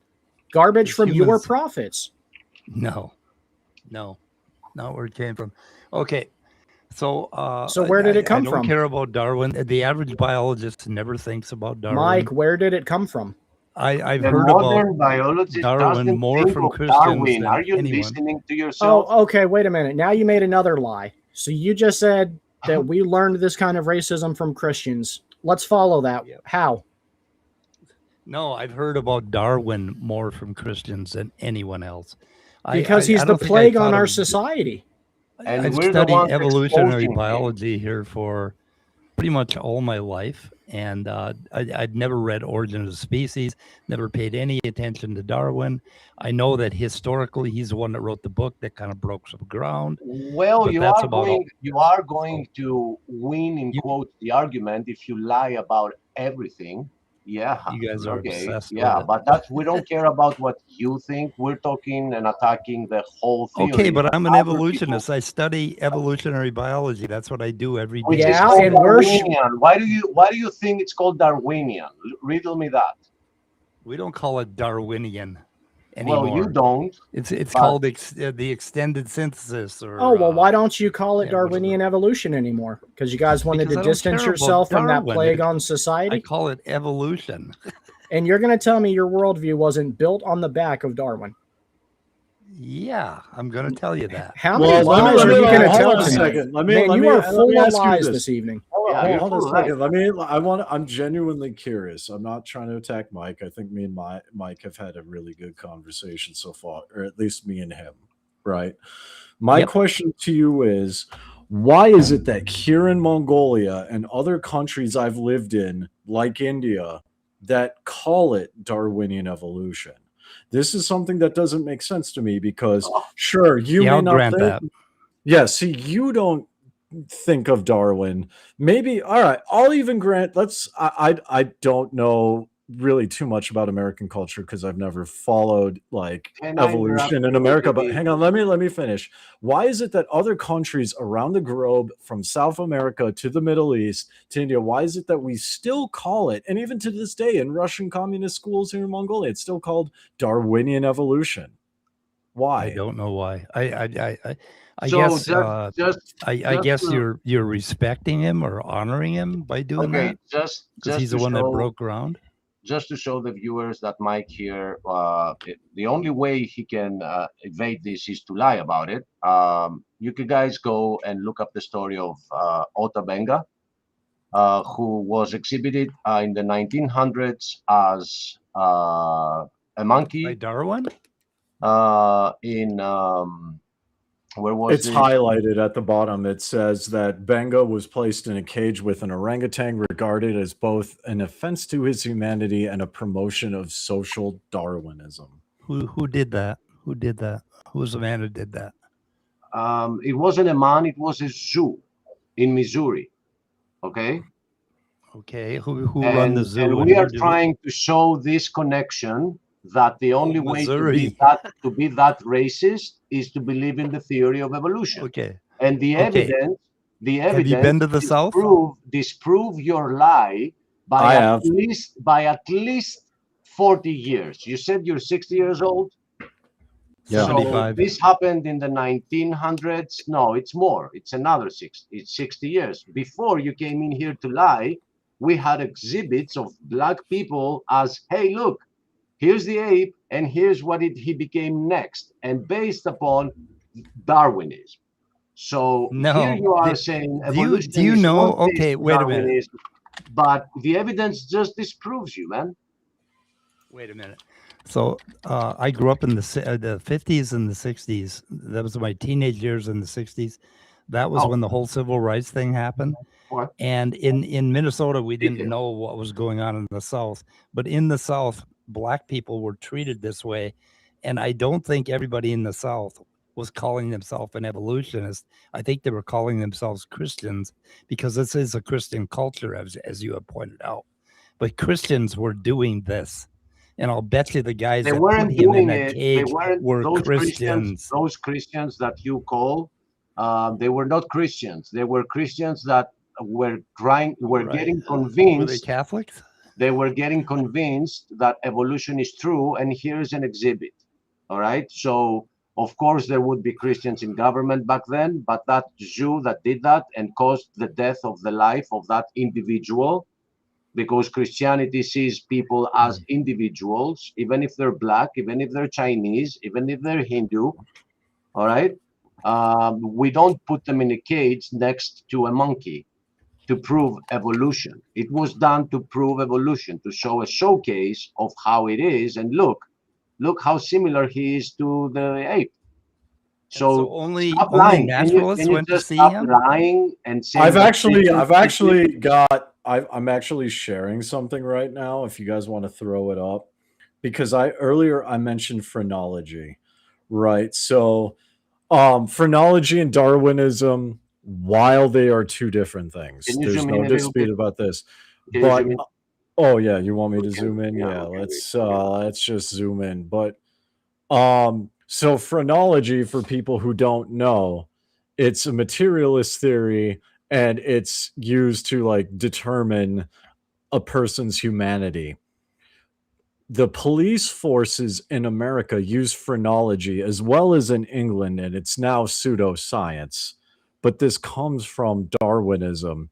And I would say, and I'm sure Mike could at least consider the point because he's from Minnesota, that Minneapolis, St. Paul, Oakdale, other police departments that are known to be corrupt, it is an objective fact they still use phrenology to identify criminals. And that is why in Minneapolis, walking down the street, black people are held up Right. against walls and they are beaten. Right. Yeah. Now, here's the point that we're all trying to make. Darwinism did not create phrenology. However, there is objective evidence here that social Darwinism started phrenology, and it still exists in Minneapolis police force today. That is the point that Stephen is trying to make, even though it may not be as articulate, is that the foundation and the worldview of naturalism, of Darwinism, is the foundation of things like phrenology. And phrenology is still used to this day. Does that make sense? I don't know much about phrenology and Well, here is really Wikipedia for you. don't care. That's a coincidence. Mhm. You don't seem to know a lot about anything that regards to I evolution. gotta address this. I gotta address this because Mike said he doesn't care, but he saw black people being held by MPD against the wall. Yeah, I saw him just Phrenology- recently. Yeah. Exactly. So you don't care about phrenology, but phrenology is the mentality that empowers these corrupt policemen to do those things. No, the racists are seeing black people and they're racist. That's it. Okay. Well, So exactly, but that so comes from phrenology. okay, That comes from going back to the guy in the cage in 1900, right? So where did that happen? Is Missouri in the South? Is that a southern state? I don't What's know. your point? Are you trying to make the point that there was no racism happening in the North? Because that's a dumb and inaccurate argument. In 95% of the Southerners in 1900 would have identified as Christian and probably Protestant. You mostly. identify as an atheist, but you don't hold to any of the evolutionary views, apparently. It's kind of the same thing. People can claim to What be Christian and not evolutionary hold the view? biblical view. All these evolutionary views that Okay, I you've want to rejected tonight. I want to get back to this point that naturalism Of course you entails do. no inherent value. Tell me about how naturalism entails that you have no inherent value. Okay. Do you believe animals have souls? No. Okay, there you go. So if you believe that some races are unevolved or not quite as evolved as the white race, then you believe they don't have souls. Why would I believe that? Because of evolution. That doesn't make sense. Because what do you it mean stems by from Darwinian evolution. Well, do we have I to will put the say- book back on the screen for you again? Okay, what do you mean by more highly evolved? What do you mean by that? What does that mean? What's up, Andrew? Ask welcome Darwin. welcome to the chat, Andrew. Doing good. I'm sorry. I got to play moderator of the month here and like welcome Andrew. You still have 10 days. You won't be moderator of the month for long. Okay, what is more highly evolved? What does that mean in evolution? You'd have to read Darwin's book to tell me that. Darwin Well, you talked did about say, more highly you evolved. don't think, you did say, Andrew, you have a lot of feedback. You should We get got the some mic. noise going on. Yeah, can you mute yourself, Andrew? There you Real go. quick. Yeah, okay. You just did until you say raise you don't think animals have a soul, and isn't it according to the theory of evolution that man is just an animal that has evolved from other animals? Yeah, men don't Therefore- have souls either. So what? So it Okay. doesn't mean we don't have inherent value. Well, what I mean- makes an inherent value if not soul? everything in the universe has inherent value. As a human, I value other humans more highly than I do mosquitoes, for instance. Why? Okay. Why? Yeah. Why though? Why? Why? Yeah. Because mean- I'm a human and I have emotions. But we're all just I mean, animals.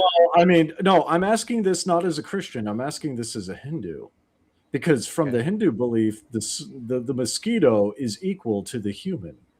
I know. So, but I mean, okay, that can worry you, and that's fine.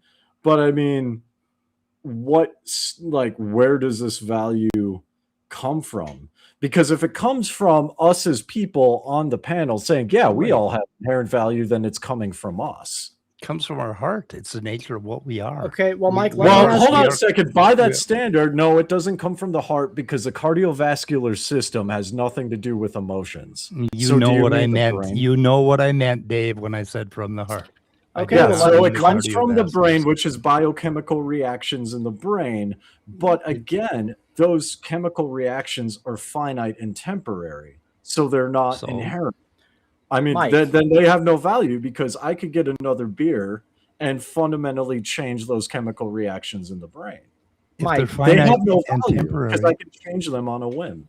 Mike, if they're finite and temporary, Dave, then why does that mean they have no value? They exist. They're happening right now, right? You're having feelings. In order for something to have value, there's a quantity attributed to it, if you want to go down that route. Because if something is the rational route, yeah. But I mean, so let's go down the rational route. We can go down the rational route. I say before we do, I say before we do, let's say hi to Andrew and hear his perspective first. Let's hear Andrew. And let's go from that. Hello, Andrew. We can't hear you. Hi, how you guys doing today? Okay. Welcome. We're doing good, bro. I'm a Christian who believes in evolution, but I feel like you guys attacking the evolutionists for Darwinism is disingenuous, because if you look at the way Christians have treated Black people all throughout history, it hasn't always been very good. Thank you. Different churches, they've treated Black people as being lower. The Mormon Church, for example, has treated Black people very badly. True. Yeah. I can address that point, because I used to be a Mormon. I can address that point. Mormon is in no way Christian. Yeah, Mormonism, but yeah. Well, I could say for a fact, can someone mute Andrew? Andrew, you have to mute when you don't speak, because there's a lot of echo coming through. Oh, I'm sorry about that. How do I mute? Okay, so I want to address this point, and I mean, I could say this with firsthand experience. The reason why I joined Mormonism is not because it's Christian. I joined Mormonism because, like many people in India, there's a lot of overlap between Hinduism and Mormonism, right? In Mongolia, for instance, people join because of the concept of eternal families and eternal marriage, as well as the Heavenly Father and Heavenly Mother. That's not in the Bible, and that's not part of the Christian faith. That's part of Mongolian shamanism, which I'm not going to get into because I don't want to bore everyone, right? So, Didi, I don't want to go down the Mormon route. But I just want to address the point of Mormonism treating Black people badly, is because historically that started with Joseph Smith, who Joseph Smith had a Black woman sealed to him, not as a wife, but as an eternal servant, right? Brigham Young, same thing. That's not the concept of sealing, and this isolation of racism is not actually Christian. And I mean, I could say this. I'm not a Christian, but I've been in Christian countries. Okay, I have a lot of feedback to work with here, and give me a second. I just want to address as quick as I can. I'm making stuff as quick as I can always. I think that the argument of Andrew, the Mormon part, I will say Didi responded to it. I will only add to that they're racist to this day. If you are a good soul, you're gonna be born white. If you're a bad soul, you're gonna be born Black. It still exists to this day. They will try to defend it and go around it, but it is what it is. But what I wanted to get to is that your statement of what you are, Andrew, I think is also your evidence that it's also Christians that did it. It was Christians that did not go by the Bible, but they were going by the evolution theory. So this is what we are discussing and addressing here. And Mike, to your point, which you bring on the screen, we have shown this before you jumped in here, and we showed when it was that it got disproven, and these are not the actual photographs of embryos. So this is a lie that exists in our textbooks to this day and has been disproven since the 1950s, and Hegel lost his right to be a professor at a university because of lying with these drawings. So these are my points. Whoever wants to speak. Well, and I was actually going to type the response, but so and this is the point, and you know, we talked about the church, some fault, right? Obviously, Christians aren't responsible for every bad thing under the sun. We all know this, right? But this kind of ties in with the failure of the church in general, because the church was very involved with the abolishment of slavery. True Christians were very much involved with the abolishment of slavery. However, to what Mike's point was addressing, he seems to be making the mistake I made earlier, where he's kind of throwing everyone that calls himself a Christian into one pile, right? And Achilles corrected me. We can't do that. Just as you know, I'm not doing that. That's my I'm whole sorry, not argument. Mike. I'm sorry. Hold on, not Mike. Who's the other guy? My apologies. Andrew. Andrew. Thank you. I'm sorry, Mike. I was talking about Andrew, not you. He disappeared, so I didn't see his name. Okay, so here are the actual. You go on, Dave. I'm just gonna a small parenthesis for the people to see. These are the actual pictures, and those above are the drawings that got Hegel to lose his right to teach at a university in the 1900s. But they're still in the textbooks. But below, you can see the actual pictures from the MRI. I have actual drawings of embryos, but go ahead. Hold on a second. So to Andrew's point, Andrew's making the mistake where he's lumping Christians and not Mike. That's my fault, and I fully admit that. Right? Because there were true Christians that were involved in the abolition of slavery, right? And there are people who claim to be Christians. I mean, I believe, and I could be wrong, but I believe is the second commandment, do not take the Lord's name in vain, right? So my understanding of that is do not do evil in the name of Christianity. Amen. Right? The Bible, 100%. Jesus himself even says, many will come to me saying, Lord, Lord, did I not, speak, did I not preach and teach and do miracles in your name? And Jesus will say, get away from me, I never knew you, right? So just because they claim, they have the title Christian. I mean, I technically would have the title Christian because my mother was a Christian. I went to church, I went through the motions just to get my mom off my back, but I wasn't a true Christian, right? So I think it's safe to say that we all agree. Andrew would agree with me, I believe. I want to think about the best of Andrew, but I believe Andrew would agree that racism is wrong. And regardless of what religion you are, racism is wrong. And anyone that claims to be a Christian and is racist, I think we can safely say they're not a real Christian because they're not following in the footsteps of Jesus Christ, because the definition of Christian is to be a Christ follower. No racist will be in heaven. Not a single one. You can't go to heaven and have hate in your heart. And Mike, one point real quick. I think we should make Didi moderator of the next month too. We may have to do that. Yeah. Just for today, man. I mean, to Andrew in the chat just said true evolutionists, who also said, I grant that. There's no dispute with that, right? I agree with you. There are many evolutionists who say they're wrong. I know quite a few. We agree. Yeah, right? But here's the problem. Here's the problem with that, Didi. Even if there is one person that disagrees with it, it doesn't change the fact that the theory itself Well, we are actually, we are billions of people, right? You Yeah, can't sure. have everybody agree with everything, but the theory is what is racist.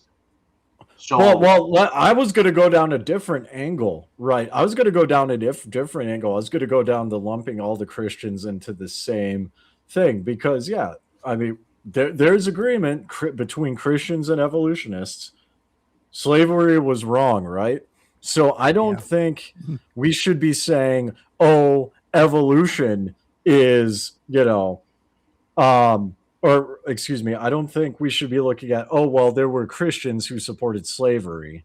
What we should be saying is, like, all of us in unison, Christians, Hindus, non-Christians, like evolutionists, we should all come together and be saying those people were wrong and they should be called out for it and dealt with accordingly, as opposed to using the argument that, well, there were people that called themselves Christians that said slavery was wrong.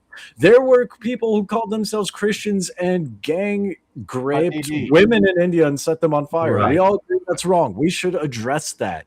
Yeah, we can't lump them all together. Here we are on the same room here, and Mike is on one hand of his mouth, on one side of his mouth, or Andrew actually said that nobody believes, not everybody believes in the racism part of evolution. Yet we have Mike, who is still trying to show us the number one supposed evidence of why a soul, of why a child, I want to go next. A womb is not. You go next. I'll be right. Human. Okay.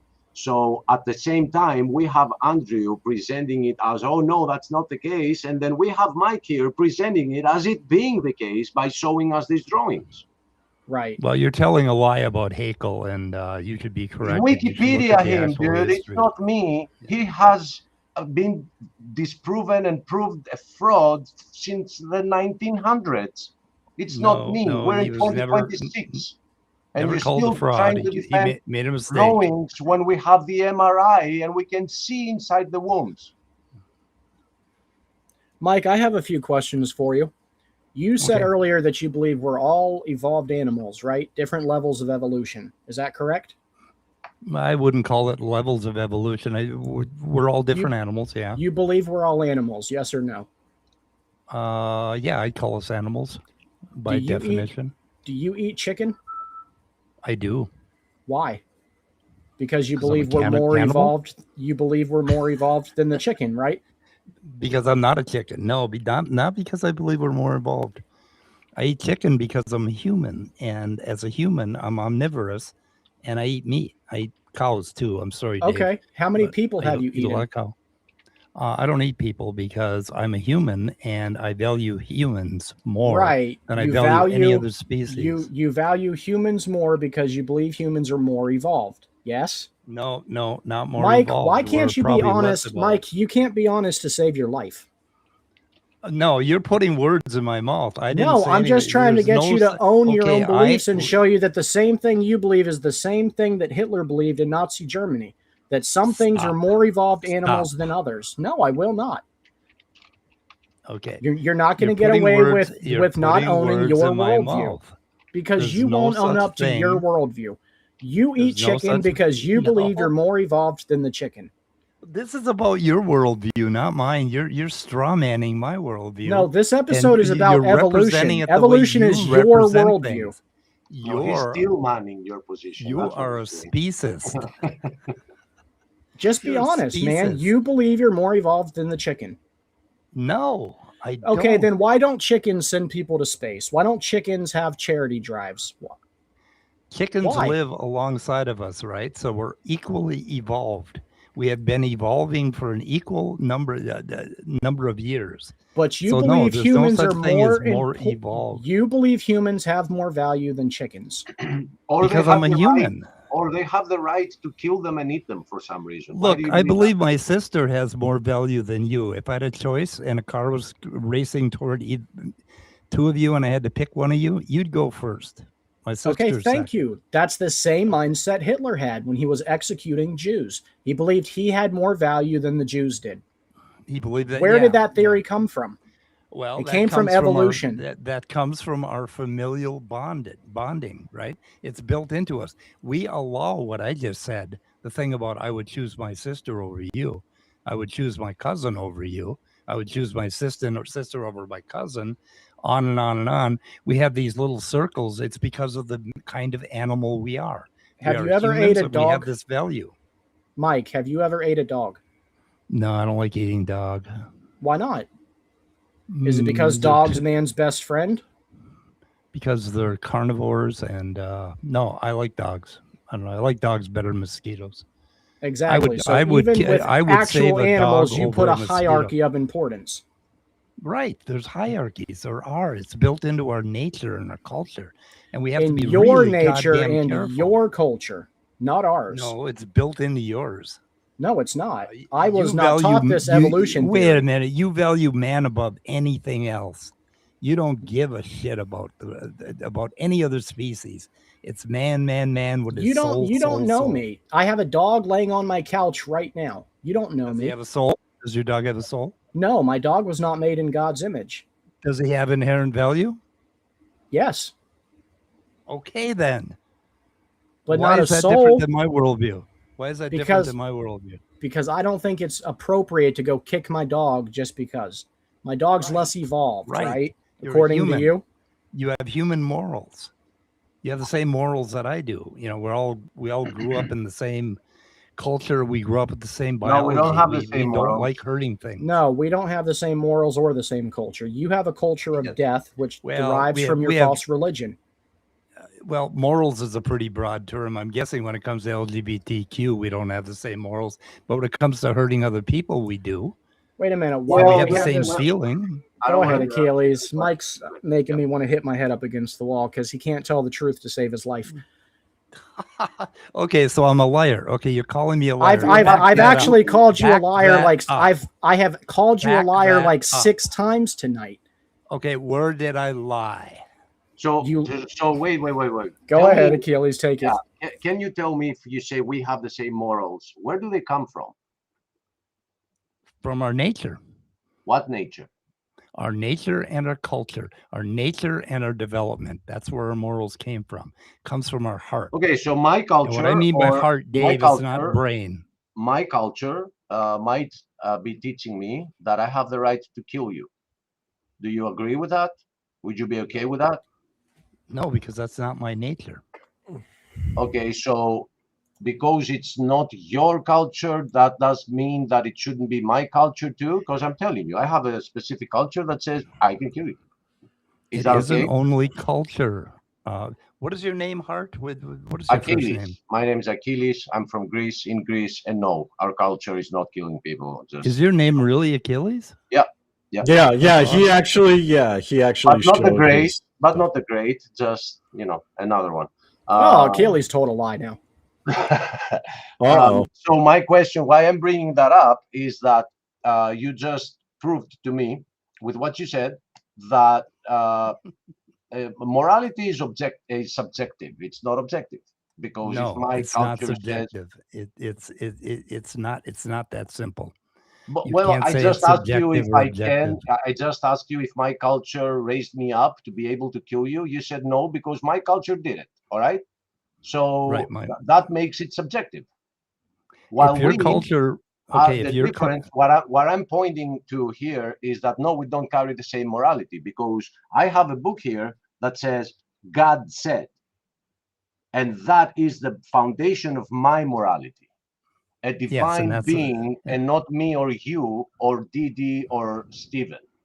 and that's a rational morality, basically. And that, so in cultures that raise people to kill other people or raise people to be racism, what they've done is they've gone against their own nature, the nature of human beings. No, you're It's lying not again. to kill. You're lying again, because according to the Oh, survival. what do you of mean the by fittest- lie? Will you Yeah, tell me why I'll the tell you fuck why. I'm I'll tell you lying? why. Because I'll I'm tell you. tired I'll of being tell you called a in Hey, liar. stop cussing, or you're going to be booted. I'm gonna boot myself if you call lying is worse than the word. Okay. Okay, so the lie that he brought up right now is I forgot what he said. What did he just say? Oh, I put him back on to ask him. Watch your filthy mouth and tell Achilles what you were saying. Yes, that his culture is not to kill, and I said I wanted to respond that according to survival of the fittest, death is part of the deal. Period. There is no way around it.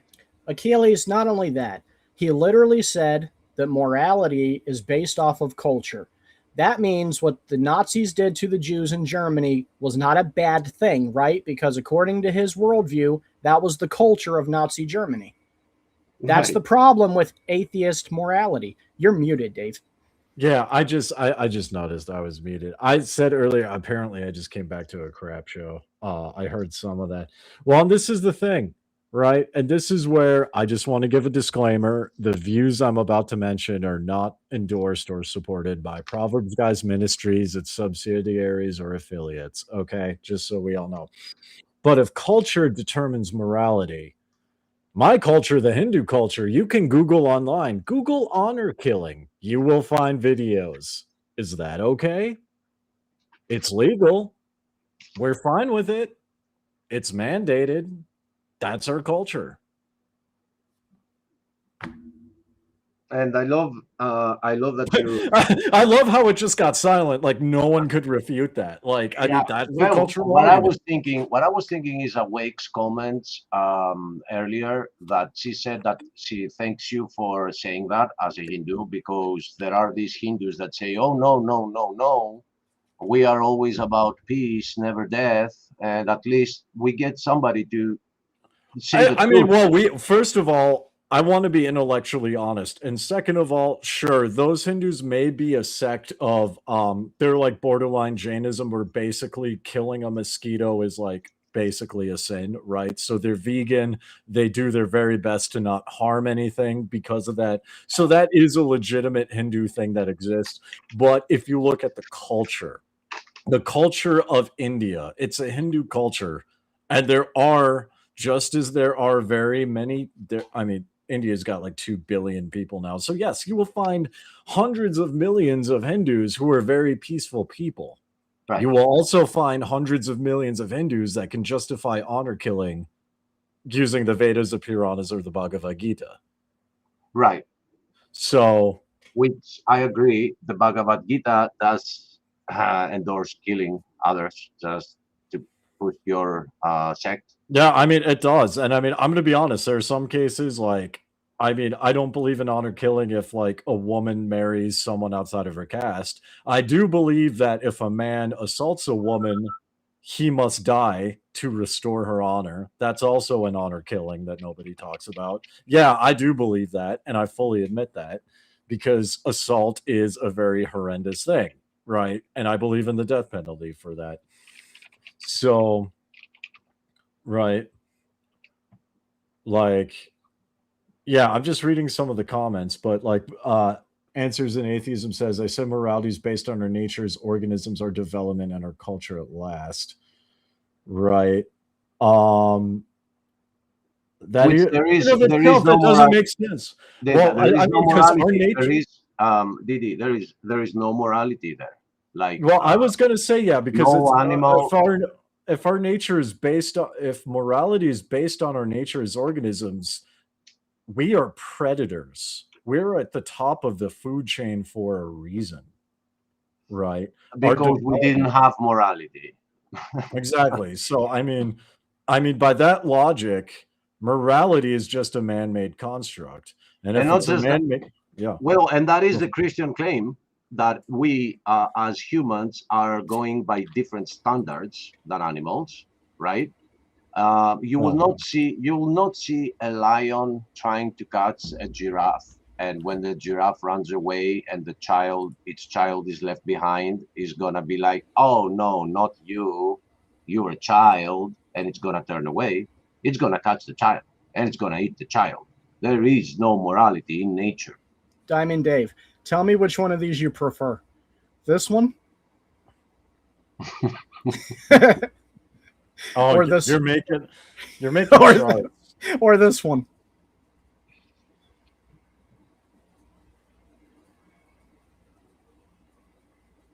We're You gonna know be, what? Go with the second one. It's got Lord Shiva and it's got the Om symbol. Go with that one. There we're you gonna go. be throwing it out there every time we see that you're going on this rant. Well, I'm gonna. I tried to do my best in like. No, you did a great job. You did a Okay. great job, Didi. And I'm gonna Disclaimers. tell you this. Sometimes we get labeled as when we have like some philosophical argument, we get labeled that this is our position because we're Christians. And what you did today was a lot of intellectual honesty, keeping it to the subject and saying, no, that's not right because of this and because of that. So that just takes logic. Well, It yeah, doesn't matter. here's the thing, and this is something that I want to think the best of people. You guys know that about me. That's probably why I'm moderator of the month. I want to think the best about people, and I want to think of the best about Mike. I want to assume, and I don't know Mike that well. I want to assume he's not lying. He's simply an anomaly. Maybe he's an anomaly. Maybe I'm fully open to admitting, you know what? I don't believe he's lying personally.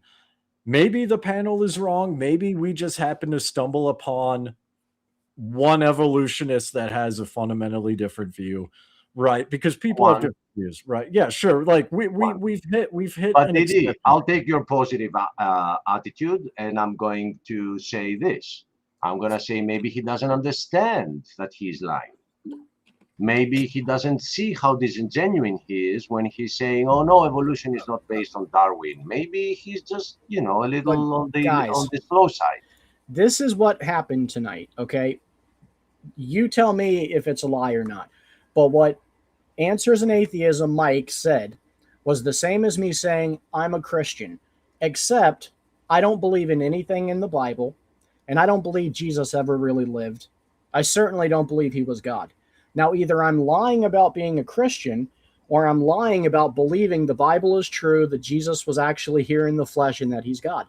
Well, One has to be a lie or the to other. Achilles' point, because Mike said he didn't care. Like maybe to Achilles' point, maybe he just doesn't understand. Maybe we Well, found Didi, like well, Didi, I don't know. I that's don't know another this guy. lie. That's another lie, because if he didn't care, why is he stalking us and he keeps trying to come in? He doesn't care. Then why do you do Well, that? I will say in his defense, it's not stalking. This is an open panel that everyone can join. No, it's not the first time he comes on, and every time he comes on, he's trying to defend the undefendable, and therefore that proves that he does care. I mean, sure, but again, thinking the best about people and just always good to have like a fundamentally opposing view. That's why I think Steven let me come on in the first place. Right. So I mean, I don't want to bash Mike. I think it's good to have a fundamentally opposing view. All I right, don't know yeah. him as well as I don't know him as well as you guys do. I'm not going to call him a liar. No, I don't know but here's him. the thing. as a Here's the thinker. thing to what you're saying. We don't hate those that believe in evolution. We wanna wake them up that they're going to be judged for their actions.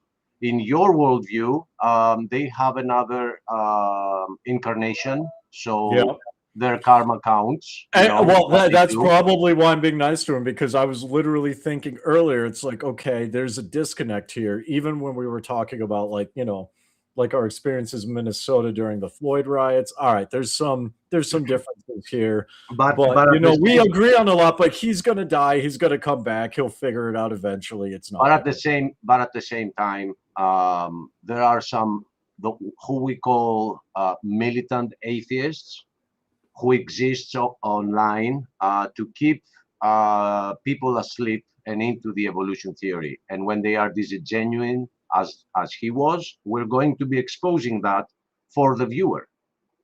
Period. So when there is a lie being said, we're gonna say you are lying, and if you repeat lying, we're gonna call you a liar. Well, look, this is my problem. Here's my chart that I've developed, okay? I love ChatGPT. Look at the stats. It validates everything that we've been claiming, that since we pushed God out of religion or out of our culture and out of our government and out of our school system, at the same time we've started promoting this evil evolution theory, everything in America has decayed. Every part of our society has crumbled. There's not a single sector that has got better since we pushed away God and welcomed in evolution. They cannot fight with these stats. They can't fight with this chart. This is why we stand here and preach against evolution so much, because it is literally the cancer of the world. It's the cause of communism, Marxism, socialism, every ism that's ever been a plague on society. It is due to evolution. This is the outcome, and it's going to get worse. Dave, you're American, but you already said, and it saddens me so much that you're right, that you can't bring your wife to come visit your own home because you're scared for her safety. And it's going to get worse the longer we let this wicked, demonic doctrine of evolution keep going. It's going to get worse. I just want to point out something slightly different just for people in the chat. If you look at the bottom left, can you pull that back up real quick? Thank you. So if you look at the bottom left, this isn't just Christian sources like Pew Research, but there is like actual government. I mean, the FBI, the Federal Bureau of Investigation, is listed twice in this comparison. There's the Guttmacher Institute, which is not Christian. There's a K through 12 school shooting database, not Christian. There's a National Center for Science of Education and Gallup polls, which are not like Christian church run, right? So looking at this, like the only thing that's Christian here that I see is the Pew Research. Everything else is like generic government or unaffiliated third which party. is concerning the Christian culture. It's concerning the Christian culture, but for people in the chat, regardless of their faith, I just want to point out, because I know that there are some Christians who just like cite like their own church and like nothing else, you know what I mean? But for the people who are watching in the chat, regardless of what religion you are, right, this compares one church source to like actual secular institutions, right? And the Christian source, I mean, this has weight. I mean, even to me, this has weight. I'm not Christian at all. Like when the FBI says statistics, I pay attention. Yeah, and I'm just pointing out that the Christian source is only used concerning the Christian culture, right? That's it. It's not about the stats of abortions. Yeah, the stats are stats, and they are given to us by non-church institutions. Now, I do want to address something, because I have a feeling I know what Mike would say and other atheists would say, is that correlation does not indicate causation. And while that is true, I also want to point out that there are other statistics that indicate the same thing. So my question is, could there be something to this? That's it. Could there be something to this? Because although correlation does not indicate causation, if you have multiple correlations in multiple studies, not just this chart, but multiple charts, multiple surveys that are indicating the same thing, could there be something to this? Just something to consider. Food for thought. No. I think we could say that this was a great show, and this would be a great moment to wrap it up. I was about to bring some more stats, but I think it might go on forever. But if you don't mind, I would like you to bring a few more of the stats, Achilles, because I'm going to use this transcript in an upcoming project. What I had in mind, to be honest, is my favorite of the seminars of Ken Hovind, number 5. Dangers of Evolution. Yep. Great seminar. But I'm looking at the thumbnail to find the moment where he brings up all the statistics, even though it's pretty old. It goes back in the 2000s. But everything I see here is important. And are you thinking we need to do a whole other episode? Right. And here's the thing. We had here a guy, Andrew. Thank you for coming in. Sorry you dropped out. We could go a little back and forth, but you cannot reconcile these two theories. If you tell me about a Christian who is also an evolutionist, I will tell you the guy is lost. The guy doesn't read the Bible. He doesn't understand that the whole theory of evolution is backwards to the theory of creation. You can't have them both. You have to start adding to the days of creation, and you start saying that, well, the book of creation is not actual truth, therefore you're kind of calling God a liar. Then Jesus quotes Genesis, I think, 6 times himself. So is Jesus a liar too? So in your quest for believing in evolution, are you saying that God is a liar and Jesus was a liar? Are you still a Christian on your path? Well, and for me, and like as a non-Christian, because I mentioned before, I believe in like partial evolution. I don't believe that like humans You evolve, do. because, but I do believe in I do believe in like evolution, right? So, but the thing about You that is from the right. Yes. Christian, Thank you. I believe that evolution is a thing. However, from the Christian worldview, you can't, in my opinion, as a Hindu, you cannot claim to be a Christian and an evolutionist, because part of that involves like basically what's called deism, right? Where God created the components and threw it out there and doesn't really get involved with like what goes on. The Bible shows otherwise. The Bible shows that, God is heavily involved and sent Jesus to die, and the salvation, like all of that, right? God is heavily involved. But if you believe in evolution, I would argue you're more kind of in my camp.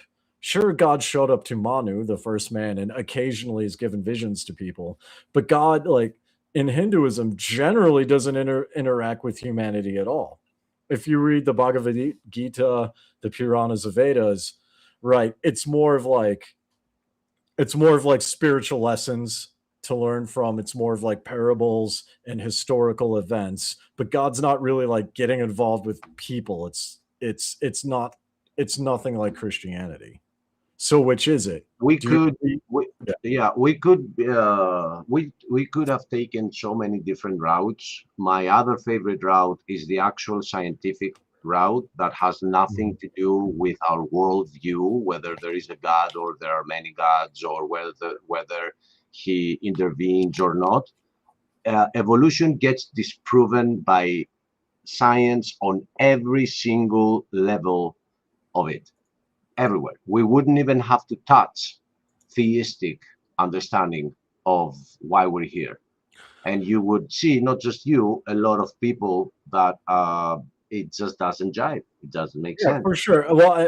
So yeah, and the reason why I take the theistic standpoint is because that's something that I guess I'm not, I'm more fluent with the No, it's theistic cool. It's cool. comparisons. I'm just saying So we happened today to be attacking it from this perspective, but even if you go by the scientific perspective, it's even funnier. no.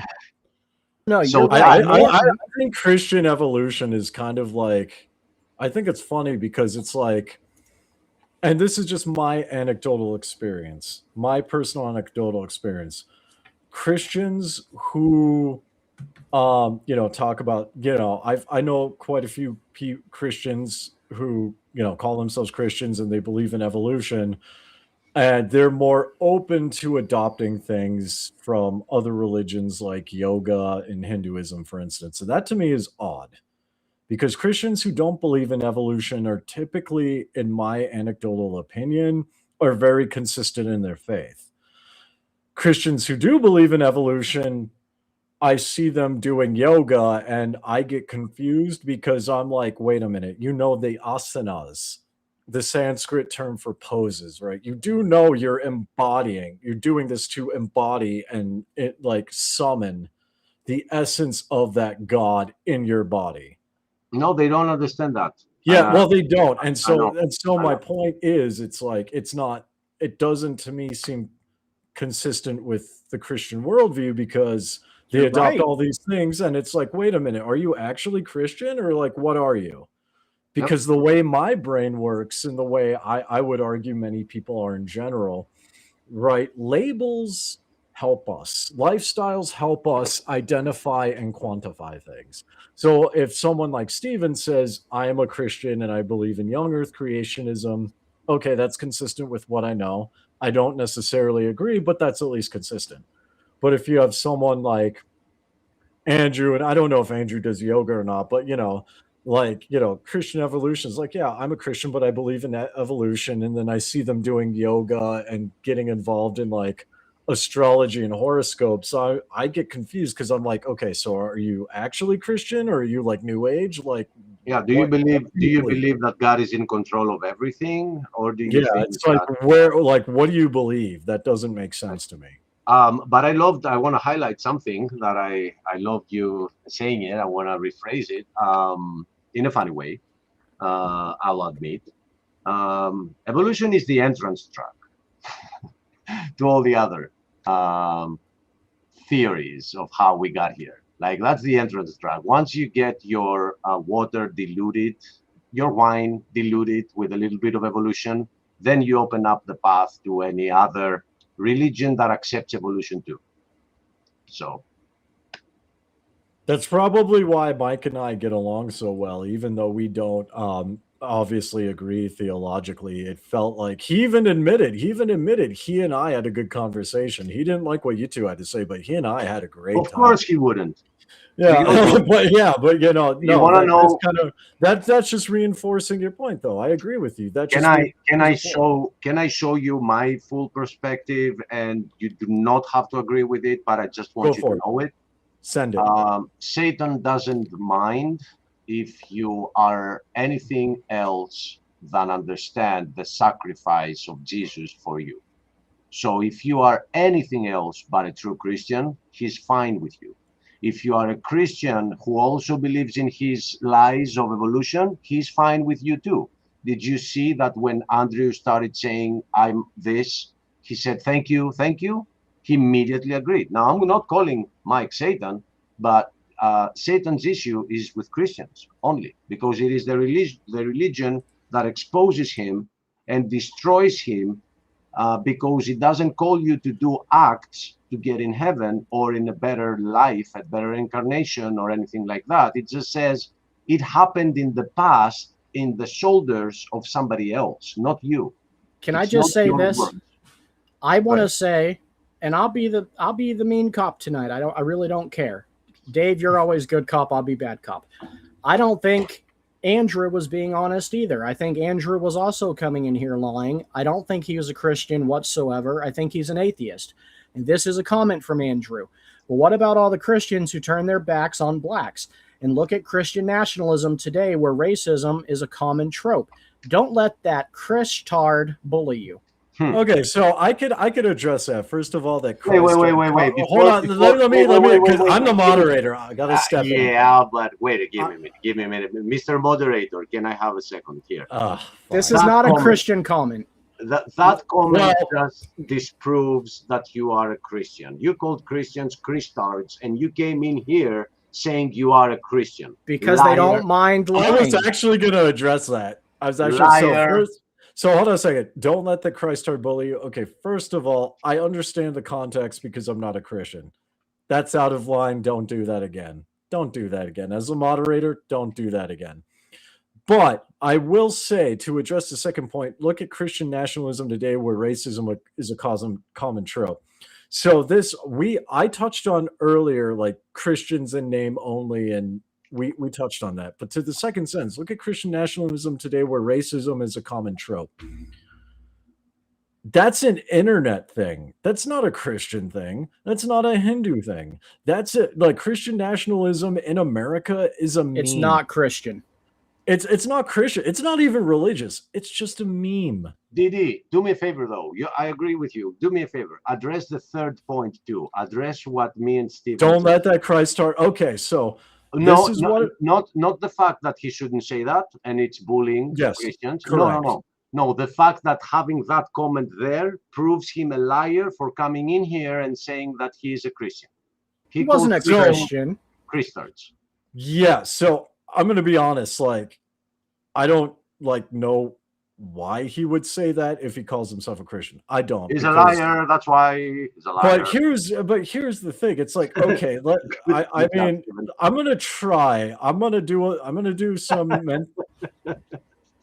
Let me do some. Just indulge me as I do some mental gymnastics because I want. Okay, hold on though. Now you can go, Dave. Oh my gosh. Oh my gosh. Okay, so here's the thing. It's not a Hindu thing, it's a mental gymnastics thing, okay?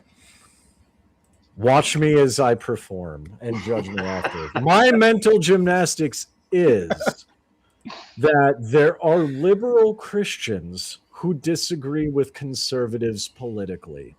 All right. And because he may be he may consider himself a progressive Christian, he may be using that to insult conservatives on the basis that they are Trump supporters. But in his mind, he may consider himself a Christian. Yeah, but you know what? This mental gymnastic that you did reminds me of pole jumping, where you jump with the pole, but you never make it to the bar because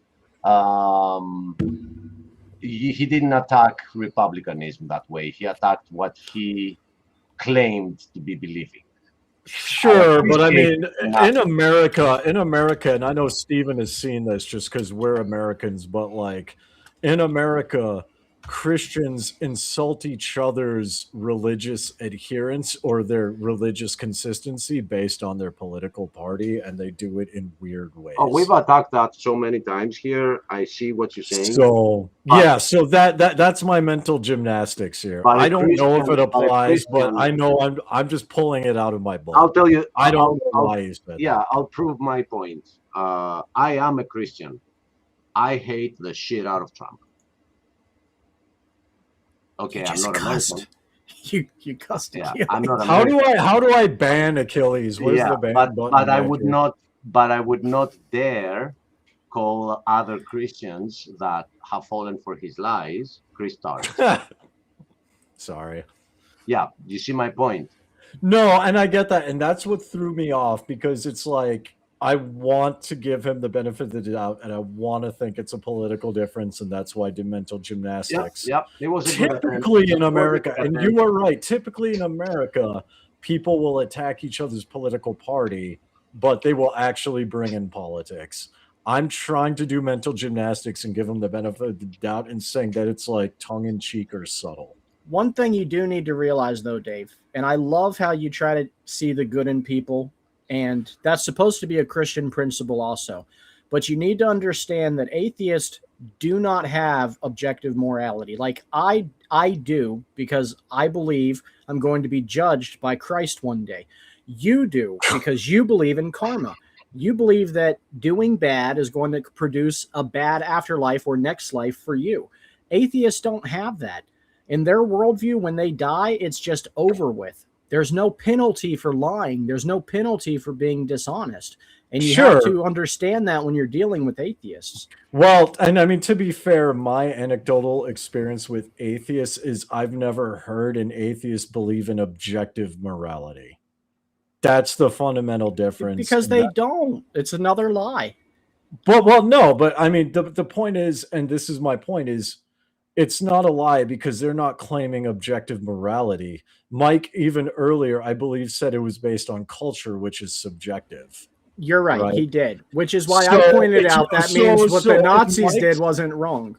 But I mean, so to defend Mike here, and you just admitted it, to defend Mike here, Mike wasn't claiming objective morality and said it was based on culture, which is subjective. So in that point, Mike is consistent. No, he's not, because from the same mouth on the left, he says it is because it is based on naturalistic, and because we're human, we share it somehow. Therefore, he does say it is objective. But the other one, okay, I might have missed that. I do not recall him saying that, but I mean, I'm going to the bathroom, I'm getting drinks. I might have missed that. I may have missed that point. I recall him. Yeah. Okay. So these are your mental gymnastics. That's fine. I just don't recall him saying that. You see your mental gymnastic here. I think the first one was. Hey, you know what? Hey, with like that one where his happy place was caught on the bar, Yeah. that's what I did, but at least I made it over the bar. Look, Just I you have to think- be I think careful, it's this one. Dave. I think it's this one. You know what they say? It's right. Fool me once. At least I strike one. tried. Fool me twice. Is there anything in Hinduism that says all you got to do is try? Like You don't gotta have- do. No, you have to do. You have to do. And that actually goes back to like the abortion thing too. It's like you have to do and you have to like be involved. Even like when cases of abortion, like even though I as a man don't carry the child, right? I'm still responsible for my wife and therefore by the growing fetus by proxy. Right. So I have a duty to that. Right. But it's not, it's like, I mean, okay, like you try to do things and that's fine. You may be learning something, but you still have to do it. You can't just talk about trying. You have to like proactively engage. And if you make the wrong decision, you are responsible for that wrong decision. It's not like, you know, it's not like your karmic balance is, well, Diamond Dave did his best, but he made a wrong call, so we'll be lenient. No. But DD, I think I was right. I think Mike is a little on the slow side because you tried defending that point, and right now he's just reminding you that he actually said that, and you were probably in the toilet. So read that comment here. Naturalism does not entail no inherent value. It does the so naturalism it does the opposite. So naturalism by that last sentence, it does the opposite. That would make that sentence naturalism does entail inherent value. So therefore, he does claim, even though there are too many double negatives here, this is like yeah, there are some double negatives here. This is a quadruple negative, but we got it. You're saying morality comes from naturalism, which is why. But then again, that kind of goes back. Did he try defending you by saying you didn't claim that? But thank you for. Well, I just yeah. Thanks for pulling that up. I did not see that at all. Now here's the point. And this kind of goes back to my honor killing argument, because that has happened in Minnesota. In fact, there was an FBI. It was a Muslim family, but I believe it was in 2015. I don't know if Mike likes crime documentaries. I love them. But the FBI files had a Somali girl being killed by her boyfriend. I know people who know that family. That was an honor killing. Now, since it happens in Minnesota and other parts of the United States because of different cultures, is that wrong? Do they have inherent value when the Muslim who engaged in that does not believe that? Who is right and what standard makes it right? You see what I'm saying? Because if it goes to like human beings, I would say that's wrong because he's a Muslim. But if, you know, a Hindu man assaults a Hindu woman and I go and I smoke him and two of his, you know, male relatives, well, that's fine. That's moral. It may not be legal, but it's moral. Mike might disagree, but which one of us is right on morality, not and law? That's why I said that the only the reason Christians claim objective morality is because we have a book that says God said, period. If God said it, that's what we got to do. So that is something you can compare with each other and say, wait a minute, you shouldn't be doing that because God said to do the opposite, right? So that is some objective morality right there. It is there. The book is written, period. Yes, there could be debates of whether that's not what he said in the Greek, that's not what he says in Hebrew. You know, there are so many debates that people do, right? But the fact of the matter is that we have a book that says that's how it is. So, agreed. Achilles, I am over these evolutionists claiming subjective morality, but can always constantly stealing our morals, which comes from God. I'm taking the gloves off. I'm not going to put up with it anymore. No, I saw that. It escalated quickly, didn't it? It did. I'm gonna just start opening up the whole case on them, and they can drink jumped all of their theft they want. It jumped up a notch. Yep, I'm over it, man. They're not gonna continue to lie. I'm gonna start calling them out on it. You know where this comes from, right? Remember this? I'm gonna. What's that? Let me share real quick. Are we about to wrap this up? Yeah, sure. I have a concluding statement that is on my mind that I'm gonna throw out there. But other than that, I'm very satisfied with today's show. So I think we could. There's no volume, Achilles. You shared it without volume. Okay. Darn it! We lost the momentum. Everybody in the chat or any viewer knows this already, but here we go with sound. All right.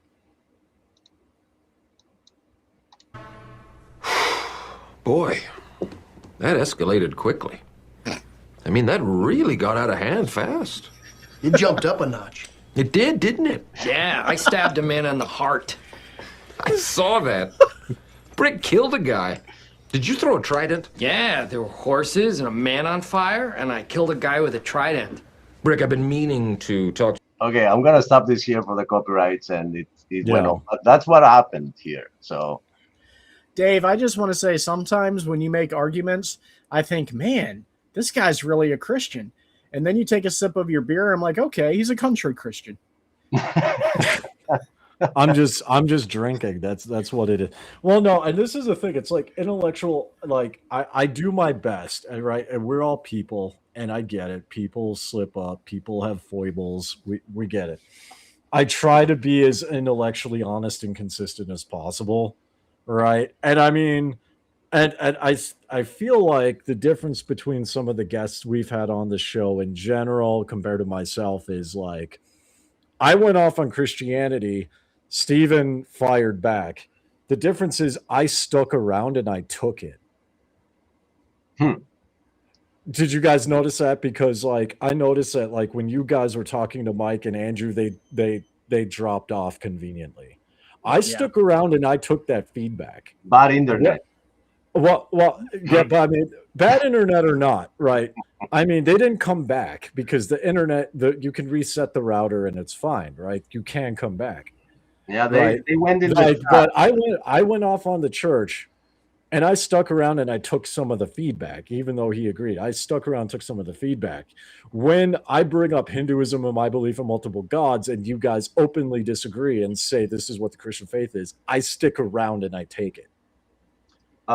First off, if it was internet trouble, they shouldn't be in the chat. You know, internet doesn't make distinctions. I get what Dave was saying, though. Yeah, I do want to say this to Dave. Other than how I like him as a moderator and the guy, love the guy. He just said something. I want to highlight it, and it gets proven. And this is why I love his arguments: is that intellectual honesty is not determined by your belief system.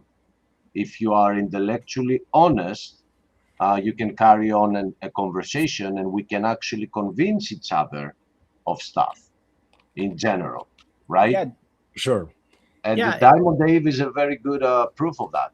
I'm a little too honest because, I mean, think about it. Like, you know, people, when they come up, like we saw this with Mike earlier, when there were problematic things in his belief system, he kept trying to segue it. I literally admitted to supporting honor killing on YouTube. Dave, that's why I respect you. Think about that, though. It's like, I'm a little too honest. Yeah, it's like, Dave, I have more respect for you than a lot of Christians I've met. You own your beliefs, you defend them, you take critique, and you're willing to admit if you're wrong. I have so much respect for you. Well, that's the thing, too. It's like, you know, I mean, and this is why I was trying to steelman Mike earlier, you know, like steelman his beliefs and kind of steelman his position, is because it's like, if there's something to it, right? Like I said earlier, people aren't always articulate. People can't always convey what they want to effectively. So I'm I'm trying one to of those.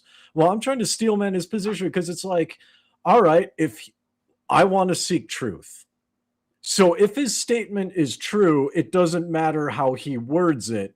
Let's steelman it. Let's make it, let's like get clear on what is being said and then analyze it. Right. That was my approach. And I still couldn't really get what he was saying, even after I tried to steelman it. Well, he wasn't willing to be honest. Like, he should have just admitted that he believes humans have more value than chickens, and that's why he eats chicken. He wasn't even willing to do that. But we all know that's the case. So not only was he just dishonest, he's a liar, and I just don't respect it. You'll even admit to being in approval of honor killings. Like, you own your beliefs. You own it. And that's the thing. It's like, own it. And this is why I struggle. It's not like any group of people, but just with individual human beings, is because like Mormons back off of their beliefs all the time. And I'm like, dude, you used to have polygamy. Do you know? Like, I mean, like, just own it. Just don't try and be Christian. Just, I was in the Mormon church where we were literally taught we are a peculiar people. We are different. We are odd. We are weird. Own it. Don't try and be like everybody else. Let's be freaking weird if we're gonna, Let's be honest, right? I will own anything in the Bible. Well, but here's the thing. Even with Muslims, right? I mean, I see Muslims who defend the Prophet Muhammad marrying a 9-year-old. I really disagree with that.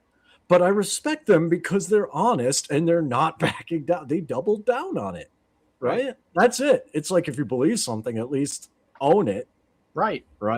So, and sometimes it gets uncomfortable.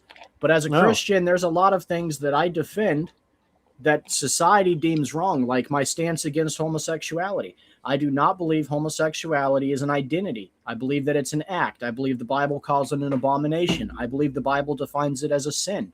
I will defend that position because I'm a Christian and I believe in my values. I believe my values are objective, and I believe they come from the Bible, which is the standard of my faith. Yeah, that makes sense. Okay. Yeah, I mean, there should be at least some. And I mean, here's the thing too. It's like from my perspective, right? You take naturalism, where morality is subjective. What's wrong with that? If you believe, own it. Exactly, own it. It's like, and this kind of goes back to the point, but it's like, I mean, okay, if morality is based on culture, what's wrong with that? Why would you shy away from that if that's what it is? Who cares? Like, I can tell you why. Go ahead, Achilles.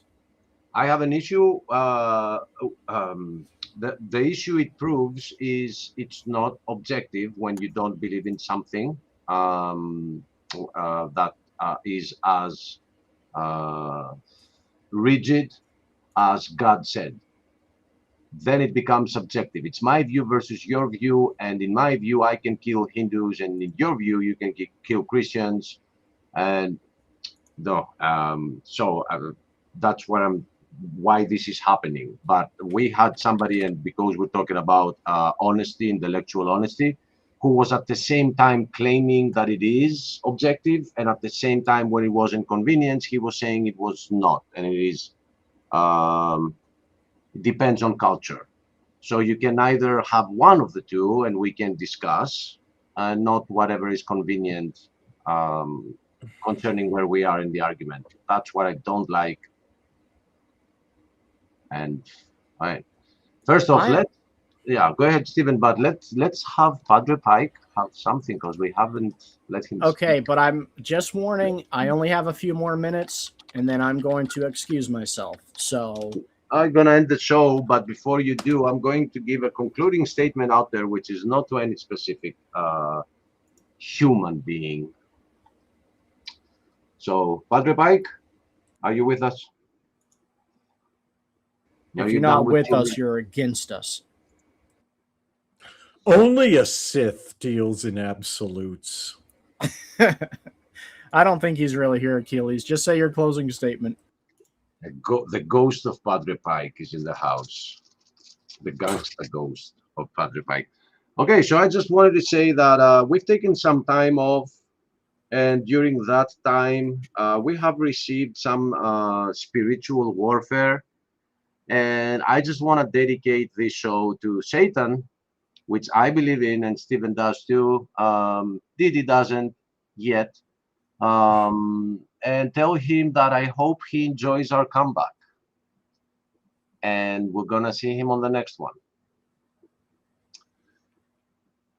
I mean, I can't add to that. I'm just legitimately curious why he comes here, because it's like, is he just trying to defend atheism? Is he trying to promote it? Like what? Oh no, it had nothing to to have a do. Discussion? No, it had nothing to do with the people that joined today. It was something that was happening backstage, and for the past couple of weeks, we have received so much warfare, and this is our response to that warfare. So. Oh, I got you. Okay, so it's not related to. Okay, that so makes that sense. angel that considers himself so powerful, he just gotta realize that God put this back together so we can come back and have a show like this and dedicate it to you, fallen one. We hope you enjoyed it. Well, now you get also attacked by Hindus. I wasn't expecting to, like, and I mean, I don't want to attack him as a person. I just didn't think the points he presented. No, I'm talking about an angel here, the fallen angel of darkness. We call him Satan. Okay. I'm sorry. I'm multitask. And the thing is that sometimes we attack. We will have this mental attack with people because of their beliefs and their disingenuity concerning what they believe, and it's the principalities that we're attacking, not the person. But if the person wants to keep going out there and supporting that theory, well, it's like, you know, when there's a war and you decide to pick up arms and go to that war, expect to be shot at, right? Yep. It is war. It is spiritual war against souls of people. So if you pick up arms and you're like, hey, there's this Christian channel out there, I'm pretty sure I can deal with them. Well, expect to be shot at. You picked up arms. For example, there are in the wars that are taking place in the world right now, there are people who will go to those wars to make money, and they have nothing to do with the countries that are at war. They are, what's the name? What's the term? When you get paid, mercenary, right? When a mercenary decides to take arms against the nation that he doesn't care for, he just do it for some other reason. The other nation doesn't care who he is. He has a gun. You know, he's gonna get shot at, period. So it's not personal. It's not about Mike. It's not about Andrew. It's about what they're trying to defend. That's what we're shooting at. Yeah. No, I get it. So, Stephen, Didi, because Stephen doesn't seem to be here, any final I'm back. I just had to let the dog out. Who will let the dogs out? Stephen. Stephen. Oh my gosh. You didn't let her out in a thunderstorm today. No, we're at a pause right now, but the weather is about to pick up, so that's why I'm about ready to shut my computer down so it doesn't fry. But yeah, good show, guys. Lots of energy. That was an interesting show. Thanks for having me on. Thanks for being here, man. Your input was very valuable, because if the same words came from our mouth, it would be the Christians, you know. So well, I mean, here's the thing with some of the points that were just made throughout the show. I mean, I could have pulled on like Muslims on, and exposing intellectual dishonesty. You don't need to be a Christian to do it. Achilleas, instead of moderator of the month, we're going to have to come up with favorite Hindu of the month. That way Diamond Dave can win every month. Oh my God. That's funny. Mine or yours? Right?